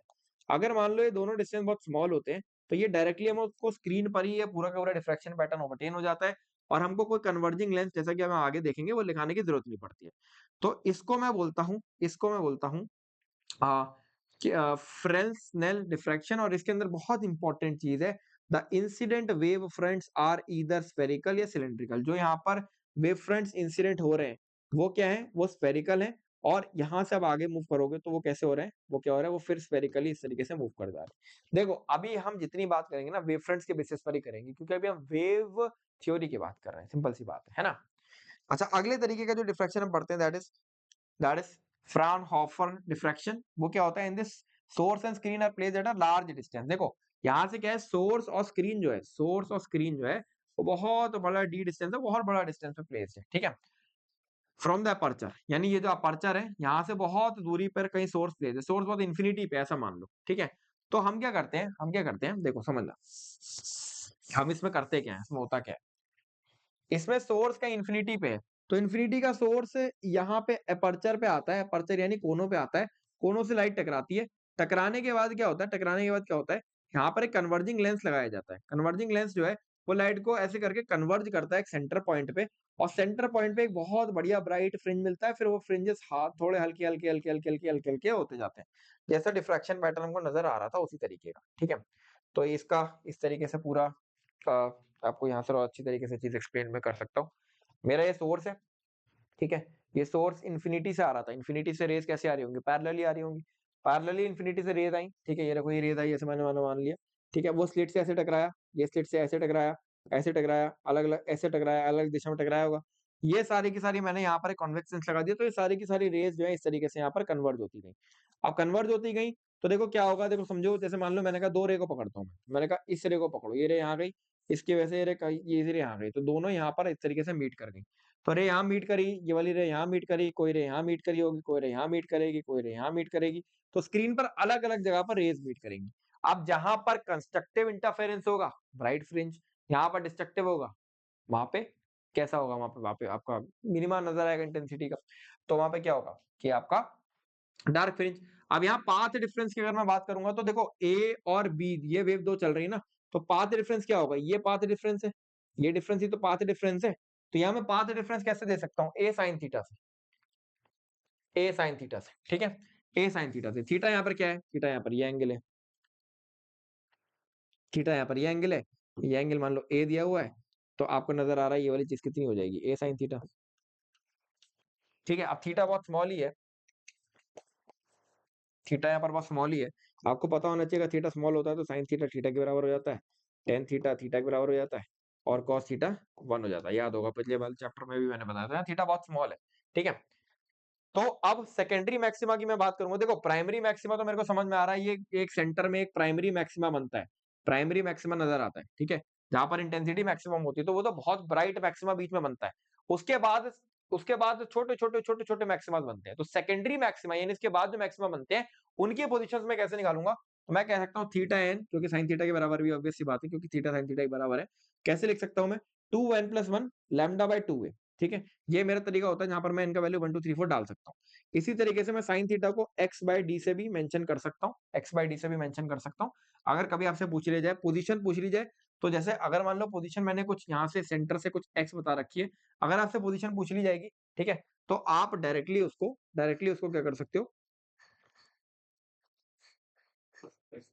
अगर ये डिस्टेंस मैंने कहा, ये वाली जो डिस्टेंस है स्क्रीन तक की वो डी दी गई है, तो आप उसको डायरेक्टली क्या कर सकते हो, मल्टीप्लाई कर सकते हो। चलो इस चीज को मैं आगे भी समझाऊंगा, इस चीज को मैं आगे भी समझाऊंगा, तो आपको ज्यादा बेटर समझ में आएगा। अभी आप खाली ये समझो कि सेकेंडरी मैक्सिमा जो है उसका फॉर्मूला ये होता है, और अगर मान लो मैंने कहा कुछ nth मिनिमा की मैं बात करूंगा, तो nth मिनिमा के लिए आप n लैम्डा बाय ए से nth मिनिमा दे सकते हो, तो 2n+1 लैम्डा बाय 2a से यहाँ पर मैक्सिमा देते हैं, और n लैम्डा बाय ए से आप यहाँ पर मिनिमा दे रहे हो, तो ये चीज आपको ध्यान रख लेनी है, ठीक है। क्या ये चीज इंपॉर्टेंट है, इंटेंसिटी का डिस्ट्रीब्यूशन, देखो एक बात आपको ध्यान होगी, इंटेंसिटी के डिस्ट्रीब्यूशन पे मैंने बड़ा जोर मारा था तुम्हारे पिछले वाले वाईडीएससी एक्सपेरिमेंट के अंदर, क्या मारा था जोर, कि वहां पर इंटेंसिटी मैक्सिमम थी मिनिमम थी, लेकिन मैक्सिमम और मिनिमम दोनों का मैग्नीट्यूड सेम था, तो इंटेंसिटी का जो पैटर्न था वो सॉरी ग्राफ था, वो ऐसा ऐसा ऐसा नजर आ रहा था, याद है। अब यहाँ पर क्या होगा देखो, यहाँ पर सेंटर में तो देखो इंटेंसिटी बहुत ज्यादा है, तो वहां पर तो एक बहुत ब्राइट फ्रिंज फॉर्म होता है, बहुत ब्राइट, पर अब साइड साइड में जब आप मूव करोगे तो इंटेंसिटी जो है वो कम ही होती जा रही है, कम ही होती जा रही है, कम ही होती जा रही है, डेड होती जा रही है, तो उसके साइड में जो bright bright bright bright fringe होंगे वैसे से गायब होते जाएंगे, गायब होते जाएंगे, गायब हो जाएंगे, साइड और डिस्टेंस जैसे जैसे मूव करोगे वैसे वो पूरी तरीके से गायब हो जाएंगे, तो सेंटर में तो एक बहुत बड़ा ब्राइट फ्रिंज बना, बट उसके साथ में जो सेकेंडरी मैक्सिमा है वो छोटे छोटे छोटे छोटे छोटे छोटे छोटे होते होते फेड हो गए, ठीक है। अच्छा, अब मैक्सिमा ऑफ डिक्रीजिंग इंटेंसिटी ये आपको बतानी है, अगर तो मैक्सिमा को देने का पोजीशन ये है, और मिनिमा को देखने का पोजीशन आपका ये है, ये आपको पीछे भी बताया गया है। प्लस में लिया जाएगा तो मतलब क्या है, प्लस में लिया जाएगा तो मतलब क्या है, मान लो मैंने कहा कि ये मेरा सेंट्रल ब्राइट फ्रिंज है, ठीक है, सेंट्रल ब्राइट फ्रिंज मेरा बना, इससे अगर मैं ऊपर की बात करूंगा तो चीजें प्लस में जाएंगी, नीचे की बात करूंगा तो माइनस में जाएंगी, तो मैंने अगर बोल दिया कि प्लस का लैम्डा बाय 2a है, ठीक है, तो आप कह सकते हो ये इस दिशा की बात हुई है, माइनस का लैम्डा बाय 2 है तो यानी इस दिशा की बात हुई है, ठीक है। intensities the intensities of secondary maxima relating to intensities of maximas are given in the ratio 1 मतलब इनका देखो रेशियो स्टार्टिंग का रेशियो क्या है वो 1 है, ठीक है। उसके बाद 1:2 1:21 है, फिर 1:61 है, 1:121 यानी ये जो सेकेंडरी मैक्सिमाज है वो कम ही होते जा रहे हैं, कम उनकी इंटेंसिटी कम ही होती जा रही है, ठीक है। अच्छा, ये इंपॉर्टेंट स्टेटमेंट है। The intensity of the first secondary maxima is 4% that of the central Maximus, ठीक है। तो पहले जो इंटेंसिटी है, इसकी जो इंटेंसिटी है वो 4% है अदर मैक्सिमा के कंपैरिजन, ठीक है। चलिए हम एंगुलर विड्थ की बात करते हैं। देखो एंगुलर विड्थ क्या चीज होती है समझना। मैंने कहा मेरी जो लाइट है वो क्या हुआ, यहाँ से अपर्चर से इस तरीके से मुड़ के इस तरीके से यहाँ पर चली गई, यहाँ पर चली गई, ये तो हो रहा था। सेंट्रल मैक्सिमा बन रहा था, उसके बाद फिर वो ब्राइट डार्क हो रहा था, बट फेड होता जा रहा था, इंटेंसिटी फेड होती जा रही थी, ठीक है। अब मैंने कहा अगर मैंने इस एंगल को थीटा बोल दिया, इस एंगल को थीटा बोल दिया, ठीक है, और इस एंगल को 2 थीटा बोल दिया, तो अगर मैंने कहा कि मुझे इसको, मैंने इस डिस्टेंस को डी बोल दिया और मैंने इस डिस्टेंस को एक्स बोल दिया, ठीक है। तो अगर मुझे एक्स निकालना है तो मैं कैसे निकाल सकता हूँ, तो मैं यहाँ पर बोलूंगा कि the angular width of the central maxima is the angular width separation between the direction of the first minima of two sides of central maximum। मतलब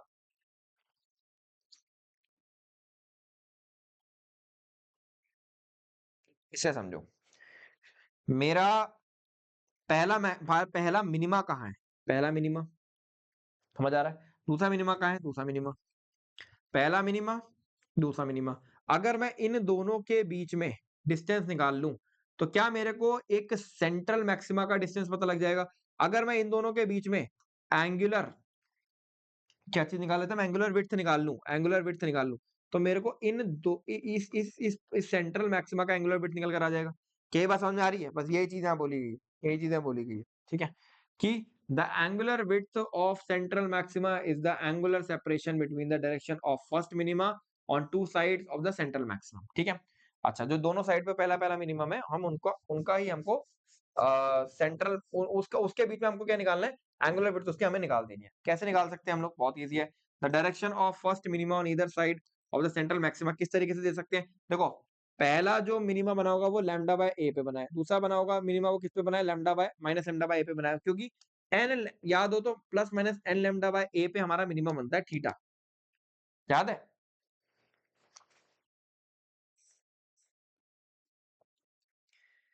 मैक्सिमा एट पोजीशंस, क्या पोजीशंस है, ये पोजीशन, मिनिमा एट पोजीशंस, ये positions, ठीक है, N lambda bye. अब खुद सोचो, पहला मिनिमा जो है, यानी मैंने कहा कि ये वाला मिनिमा जो है वो कितने पे बना होगा, लैम्डा बाय ए प्लस का, ये वाला मिनिमा कितने पे बना होगा, माइनस लैम्डा बाय ए, ठीक है। अब अगर मैं दोनों को माइनस करूंगा तो मेरे पास एंगुलर विड्थ निकल कर आ जाएगी। दोनों को माइनस करूंगा तो मेरा एंगुलर विड्थ कितना होगा, ये मान लो मैंने 2 थीटा बोल लिया, ये लैम्डा बाय ए है, ये भी लैम्डा बाय ए ही है, बस यहाँ पर मैं माइनस लैम्डा बाय ए लिख रहा हूँ। तो मेरा यार खुद नजर आ रहा है कि जो आपका, अच्छा ये तो समझ में आ गया होगा, ये मैंने प्लस लैम्डा बाय ए लिखा है, ये माइनस लैम्डा बाय ए लिखा है, पर ये डिस्टेंस भी लैम्डा बाय ए है और ये डिस्टेंस भी लैम्डा बाय ए ही है, क्योंकि ओरिजिन से लैम्डा बाय ऊपर ये भी है और लैम्डा बाय नीचे ये भी है, ठीक है। तो ये मैंने क्या लिखे हैं, ये दो मिनिमा लिखे हैं। दोनों मिनिमा के बीच में जो डिस्टेंस बनकर आ रही होगी वो क्या निकल कर आएगी, 2 लैम्डा बाय ए, जो कि 2 थीटा के बराबर हो जाएगी। यही हमारा एंगुलर विड्थ निकल कर आता है सेंट्रल मैक्सिमा का, कभी पूछ लिया जाए तो, ठीक है। अब लीनियर विड्थ अगर मुझे निकालनी है, लीनियर विड्थ मतलब मैंने कहा ये विड्थ अगर मेरे को निकालनी है तो मैंने इसको बी नॉट बोल दिया। तो बी नॉट मैं कैसे दे सकता हूँ, अगर मैं इसको डी बोल दूं, ठीक है, तो मैं सिंपल सी बात है, मेरे पास एंगुलर विड्थ थी, ठीक है, तो 2d equal to B naught upon D हो जाएगा, यानी arc upon radius equal to radian, वो वाला फॉर्मूला हमने सिंपल सा लगा दिया, ठीक है। तो अब होगा क्या, अगर मान लो मेरे को एंगुलर विड्थ मेरे को पता है, ठीक है, और डी मुझे पता है, तो क्या मैं यहाँ पर लीनियर विड्थ यानी कितना बड़ा मैक्सिमा है लीनियरली वो निकाल सकता हूँ, 2 लैम्डा, तो सॉरी 2 थीटा इंटू डी से। 2 थीटा मुझे पता ही है कितना निकल कर आ रहा था, 2 लैम्डा बाय ए, और ये डी है तो हमारा 2d लैम्डा बाय ए से इसका विड्थ निकल कर आ जाता है। तो इसका विड्थ और इसका एंगुलर विड्थ दोनों हमारे पास इस समय निकल कर आ चुके हैं, ठीक है। बाकी के जो सेकेंडरी मैक्सिमा है, अब अगर मुझे उनका एंगुलर विड्थ निकालना होगा, एंगुलर विड्थ यानी यहाँ पर मेरा मान लो मैंने कहा सेकेंडरी मैक्सिमा बना मेरा, और ये भी मेरा सेकेंडरी मैक्सिमा बना, मतलब उसके ऊपर पहला बना, उसके ऊपर ये तो हमारा पूरा सेंट्रल मैक्सिमम बन गया। अब मैंने कहा मेरा मेरा जो है सेकेंडरी मैक्सिमम मेरा यहाँ पर बना। अब मुझे इस सेकेंडरी मैक्सिमा का एंगुलर विड्थ निकालना है, तो वो कैसे निकला होगा? ऐसे करके कुछ थीटा एंगल बने होंगे, थीटा थीटा, ठीक है? तो वो मैं कैसे निकाल सकता हूँ? डायरेक्शन ऑफ nth मिनिमम कैसे निकाल सकता हूँ? n लैम्डा बाय a से, ठीक है? डायरेक्शन ऑफ n+1 मिनिमम, अगर मैं मान लो पॉजिटिव साइड की बात कर रहा हूँ, तो n+1 लैम्डा बाय a से मैं निकाल सकता हूँ, बिल्कुल। Angular width of nth secondary maxima, ठीक है? तो अगर मैं nth सेकेंडरी मैक्सिमा की बात करूंगा, तो देखो n+1th मैक्सिमा जो है वो कब बना होगा? वो कब बना होगा? समझना, ये समझना मैं क्या कर रहा हूँ, ये समझना मैं कर क्या रहा हूँ। देखो, मैं इंटेंसिटी के पैटर्न से आपको समझाता हूँ, ठीक है? अब यहाँ ऐसी तो इंटेंसिटी का पैटर्न बन रहा था। ये मेरा क्या है? Central maxima. सेंट्रल मैक्सिमा का अगर मुझे वेट्स बताना था, तो मैंने क्या करा? मैंने ये जो फर्स्ट मिनिमा बना था यानी लैम्डा बाय ए पे, और ये जो सेकंड मिनिमा या इधर जो फर्स्ट मिनिमा बना था यानी माइनस लैम्डा बाय ए पे, मैंने दोनों को कर दिया था माइनस, याद है? और इसको मैंने 2 थीटा के बराबर कर दिया था, तो 2 theta equal to 2 lambda by A आ गया था, राइट? तो इस तरीके से मैंने क्या निकाला था? मैंने सेंट्रल मैक्सिमा जो मेरा बना है उसका एंगुलर विड्थ निकाला था, और उसके बाद अगर मुझे इसका लीनियर विड्थ बताना था एक्स, तो वो मैं कैसे दे सकता था? ऑब्वियस सी बात है, वो मैं कैसे दे सकता था? वो मैं दे सकता था, एंगुलर विड्थ में कैसे दे सकता था, और लीनियर विड्थ में कैसे दे सकता था? इस तरीके से दे सकता था, ठीक है? और बीटा नॉट का वैल्यू मैंने कैसे निकाल लिया था? 2d इंटू डी करके। डी क्या है? ये डिस्टेंस है, ये आपका एंगुलर विड्थ था, और ये आपका लीनियर विड्थ था। यही तो हुआ था अभी पूरा डिस्कशन, ठीक है? अच्छा, अब एक बात समझो, अब एक नई चीज समझो क्या है। मैंने कहा अगर मुझे अब सेकेंडरी मैक्सिमा की बात करनी है, ठीक है? तो देखो सेकेंडरी मैक्सिमा कौन सा है? क्या ये सेकेंडरी मैक्सिमा है? बिल्कुल सेकेंडरी मैक्सिमा है। अगर मुझे इस सेकेंडरी मैक्सिमा का एंगुलर विड्थ बताना है, एंगुलर विड्थ बताना है, ठीक है? यानी ये थीटा, तो मैं क्या करूंगा? मैं इसके साइड का जो फर्स्ट मिनिमा है और जो सेकंड मिनिमा है, उन दोनों को माइनस कर दूंगा। तो मैंने कहा मेरा nth मिनिमा कहाँ बना होगा? n d lambda by a पे, ये तो लिखा है मैंने, n लैम्डा बाय a, ठीक है? और ये वाला मिनिमा कहाँ बना होगा? n+1 पे। तो n+1 लैम्डा बाय a को अगर मैं इस वाले मिनिमा से माइनस कर दूं, तो क्या मेरे पास इसका एंगुलर विड्थ निकल कर आ जाएगा? बिल्कुल निकल कर आ जाएगा इसका एंगुलर विड्थ, ठीक है? और अगर इसका जो एंगुलर विड्थ मेरा निकल कर आया, कुछ मान लो मैंने कह दिया, कुछ एंगुलर विड्थ मैंने को थीटा n मान लिया, कुछ निकल कर आया। अब अगर मुझे इसका लीनियर विड्थ निकालना है, तो angular width is equal to linear width upon D, D यानी ये डिस्टेंस है, तो इस डी को मैं यहाँ मल्टीप्लाई कर दूं, तो मेरा लीनियर विड्थ निकल कर आ जाएगा इस तरीके से। क्या ये बात समझ आ रही है? बिल्कुल समझ आ रही है। तो यहाँ से अब मैं एक बात बोल सकता हूँ, यहाँ से मैं एक बात बोल सकता हूँ कि बीटा की वैल्यू अगर आप यहाँ देखोगे तो डी लैम्डा बाय ए निकल कर आ जाती है, ठीक है? जो हमारी सेंट्रल मैक्सिमा का जो लीनियर विड्थ था, वो कितना निकल कर आया था? D lambda by 2 D lambda by A, समझ गए? तो इसका मतलब क्या है कि जो सेंट्रल मैक्सिमा है वो सेकेंडरी मैक्सिमा के twice as wide as secondary maxima यहाँ पर होता है, ठीक है? तो विड्थ ऑफ सेकेंडरी मैक्सिमा जो होती है वो आप कैसे दे सकते हो? वो आप इस फॉर्मूले से दे सकते हो, और ये स्लिट के विड्थ के इनवर्सली प्रोपोर्शनल, यानी स्लिट का विड्थ आप छोटा कर दोगे तो सेकेंडरी मैक्सिमा का विड्थ और छोटा हो जाएगा। विड्थ का मतलब समझते हो क्या होता है? विड्थ का मतलब में तो कोई कंफ्यूज नहीं हो रहे हो? ये सेंट्रल मैक्सिमा का विड्थ है, ये सेकेंडरी मैक्सिमा का विड्थ है। ये अगर मैंने कहा बीटा है, ये मैंने कहा बीटा नॉट है, तो बीटा जो है वो 2 बीटा नॉट के बराबर हो जाएगा, यानी सॉरी बीटा नॉट जो है वो 2 बीटा के बराबर हो जाएगा, यानी इसका विड्थ जो है वो ट्वाइस है एज कंपेयर टू इसका विड्थ, सेकेंडरी मैक्सिमा का विड्थ। बस ये चीज आपको समझाने की कोशिश की गई है। तो लीनियर विड्थ आप यहाँ से इस तरीके से निकाल सकते हो, ये चीज बहुत इंपॉर्टेंट है, समझ में आ गई होगी, ठीक है? अब इंटरफेरेंस और डिफ्रैक्शन के बीच में फर्क समझ लेते हैं क्या है। यहाँ पर इंटरफेरेंस में हम लोग दो कोहेरेंट सोर्सेज यूज कर रहे थे जिसमें डिफरेंट वेवफ्रंट्स बन रहे थे, ठीक है? यहाँ पर हम क्या कर रहे हैं? डिफरेंट पार्ट्स यूज कर रहे हैं, एक ही वेवफ्रंट बन रहा है, उसका कुछ पार्ट इधर बेंड हो रहा है, कुछ पार्ट इधर बेंड हो रहा है, तो ऐसे हम यूज कर रहे हैं, ठीक है? यहाँ पर फ्रिंज विड्थ जो थी वो इक्वल थी, फ्रिंज विड्थ मेरी कुछ निकल कर आ रही थी, याद है आपको? फ्रिंज विड्थ सारी इक्वल हुआ करती थी। यहाँ पर फ्रिंज विड्थ जो है वो कैसी होती थी?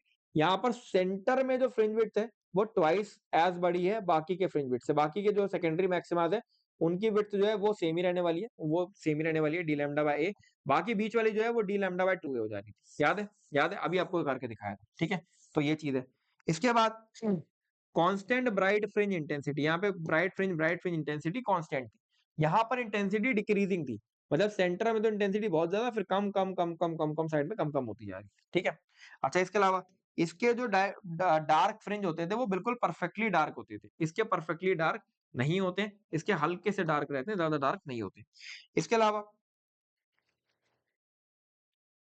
इंटरफेरेंस के अंदर पहला डार्क या ब्राइट पोजीशन जो है उसमें क्या होगा कि लैम्डा बाय डी पे यहाँ पर ब्राइट बन रहा था, पहला ब्राइट बन रहा था, यहाँ पर क्या हो रहा है लैम्डा बाय ए पे पहला डार्क बन रहा है। यानी देखो पैटर्न में आप खुद नजर आएगा आपको, जब मैं इंटेंसिटी की बात कर रहा था तो यहाँ पर इंटेंसिटी ऐसे चल रही थी, तो खुद नजर आएगा आपको, यहाँ पर पहला ब्राइट नजर आ रहा था हमको, बट यहाँ पर इसका उल्टा होता है, जो डिफ्रैक्शन है वहां पर इसका उल्टा होता है।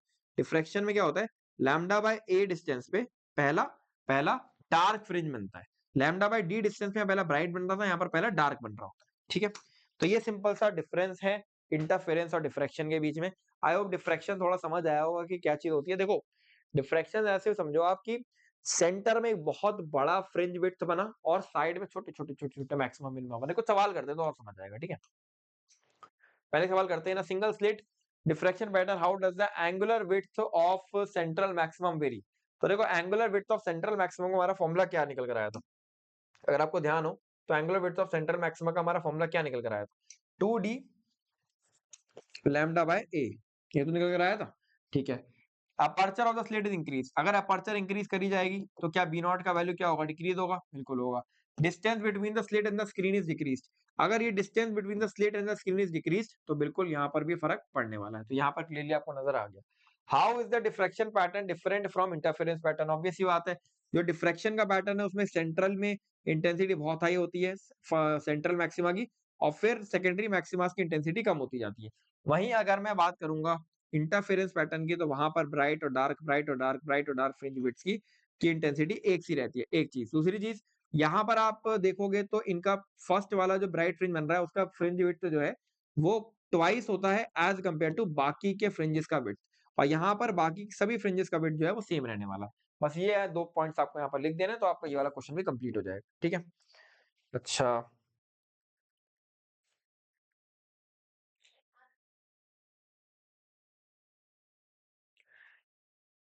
चलो एक सवाल है, ये तो आप होमवर्क में भी कर सकते हो, छोटा सा क्वेश्चन ही है। A parallel beam of light of wavelength 600 nanometre is incident on a normal slit of width है, तो मैंने कह दिया कि मेरे पास लैम्डा कितना दिया हुआ है,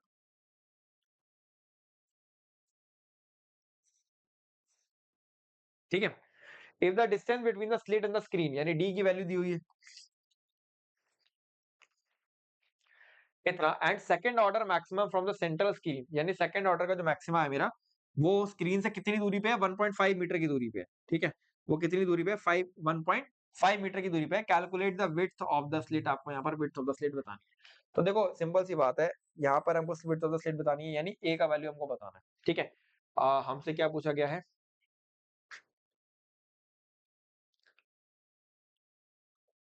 ठीक है, ठीक है। तो हमने पढ़ा था, हमने यहाँ पे देखो, यहाँ पे एक चीज हमने पढ़ी थी कि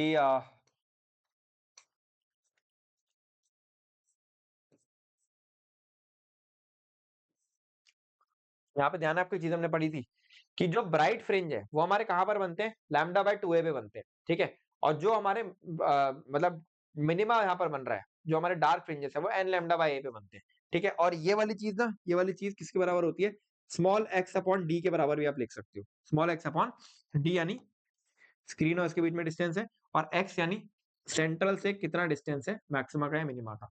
तो एक्स अपॉन डी को आप 2n+1 लैम्डा बाय a से आप दे सकते हो, ठीक है। अब आप यहीं से इस क्वेश्चन को सॉल्व कर लो फटाफट। X by D is equal to, कौन सा फ्रिंज का बात हो रहा है, 2n+1 लैम्डा बाय 2a, ठीक है। सेकेंड ऑर्डर ब्राइट फ्रिंज है, सेकेंड ऑर्डर ही तो है मैक्सिमम, सेकेंड ऑर्डर मैक्सिमम है, ठीक है। तो यहाँ से अब आप लिख सकते हो, यहाँ से आप क्या लिख सकते हो, एन का वैल्यू 2 लिख दो, 5 lambda by 2a is equal to X by D, A का वैल्यू आपको निकालना है, X by D equal to 2 by into 5 lambda, sorry A equal to 5 lambda by 2 into D by X, ठीक है। तो लैम्डा का वैल्यू दिया है, ए डी का वैल्यू दिया हुआ है, एक्स का वैल्यू दिया हुआ है, सब आप यहाँ पे दिया हुआ है, आप यहाँ से कैलकुलेट कर सकते हो। तो इजी क्वेश्चन था ये भी। समझ गए? अच्छा, अब 1-2 क्वेश्चन और हैं क्या मेरे पास? चलो ख़ैर 1-2 क्वेश्चन और तो कोई ख़ास नहीं है। बहुत ईज़ी से क्वेश्चन्स आते हैं, इसके आपको सारे फ़ॉर्मूलाज़ पता है, डायरेक्टली फ़ॉर्मूला में क्वेश्चन आंसर पुट करना, आपका आंसर आ जाएगा। मतलब वैल्यूज़ पुट करनी, आंसर आ जाएगा, ठीक है? तो देखो, अब आपको ये बात समझ में आई होगी कि जो सेकेंडरी मैक्सिमा है, ठीक है? वो छोटा मतलब एक तरीके से उसकी इंटेंसिटी कम होती जा रही है डिफ्रैक्शन में और उसकी इंटेंसिटी बहुत हाई है इंटरफेरेंस में। सेकेंडरी मैक्सिमा की पोज़ीशन मैक्सिमास मिनिमास की पोजीशन सॉरी इंटरफेरेंस में और सेकेंडरी मैक्सिमा सेकेंडरी मिनिमा की पोजीशन डिफ्रैक्शन में। सेंट्रल ब्राइट फ्रिंज की विड्थ डिफ्रैक्शन में और उनकी कॉमन जो फ्रिंज की विड्थ है वो। ये चीज और रिफ्लेक्शन और रिफ्रैक्शन का वेव थ्योरी के थ्रू प्रूफ, इतना ही है चैप्टर, ठीक है? तो आई होप मैंने सारी थ्योरी आपको समझाने की कोशिश करी होगी, फील कराने की मैंने पूरी कोशिश करी है। मेरी एंड से मेरी कोशिश ये रहती है मैं आपको जितना फील करा सकता हूँ उतना फील करा, वेव देखो दिखता तो है नहीं सामने। भाई जितना आप स्टार्टिंग का मैकेनिक्स पढ़ते हो, काइनेमैटिक्स पढ़ते हो, एनएलएम पढ़ते हो 11th में, वो सब दिख रहा होता है, तो फील हो रहा होता है, बट ये कम फील होता है, ठीक है? बट चलो फिर भी कोशिश करी गई है अच्छी तरीके से पढ़ाने की, सारी चीज़ें यहाँ पर कवर कर ली गई हैं, बहुत अच्छी तरीके से कवर करी गई है मेरे भाई। एक-एक पॉइंट मैंने उठा के यहाँ पर कवर करा है, छोटे से छोटा पॉइंट। तो ध्यान से इस लेक्चर को देखना, रिवाइज़ करना, नोट्स बनाना इम्पोर्टेंट है। चलो मिलते हैं अगले लेक्चर में। This is all, second जॉरी signing off.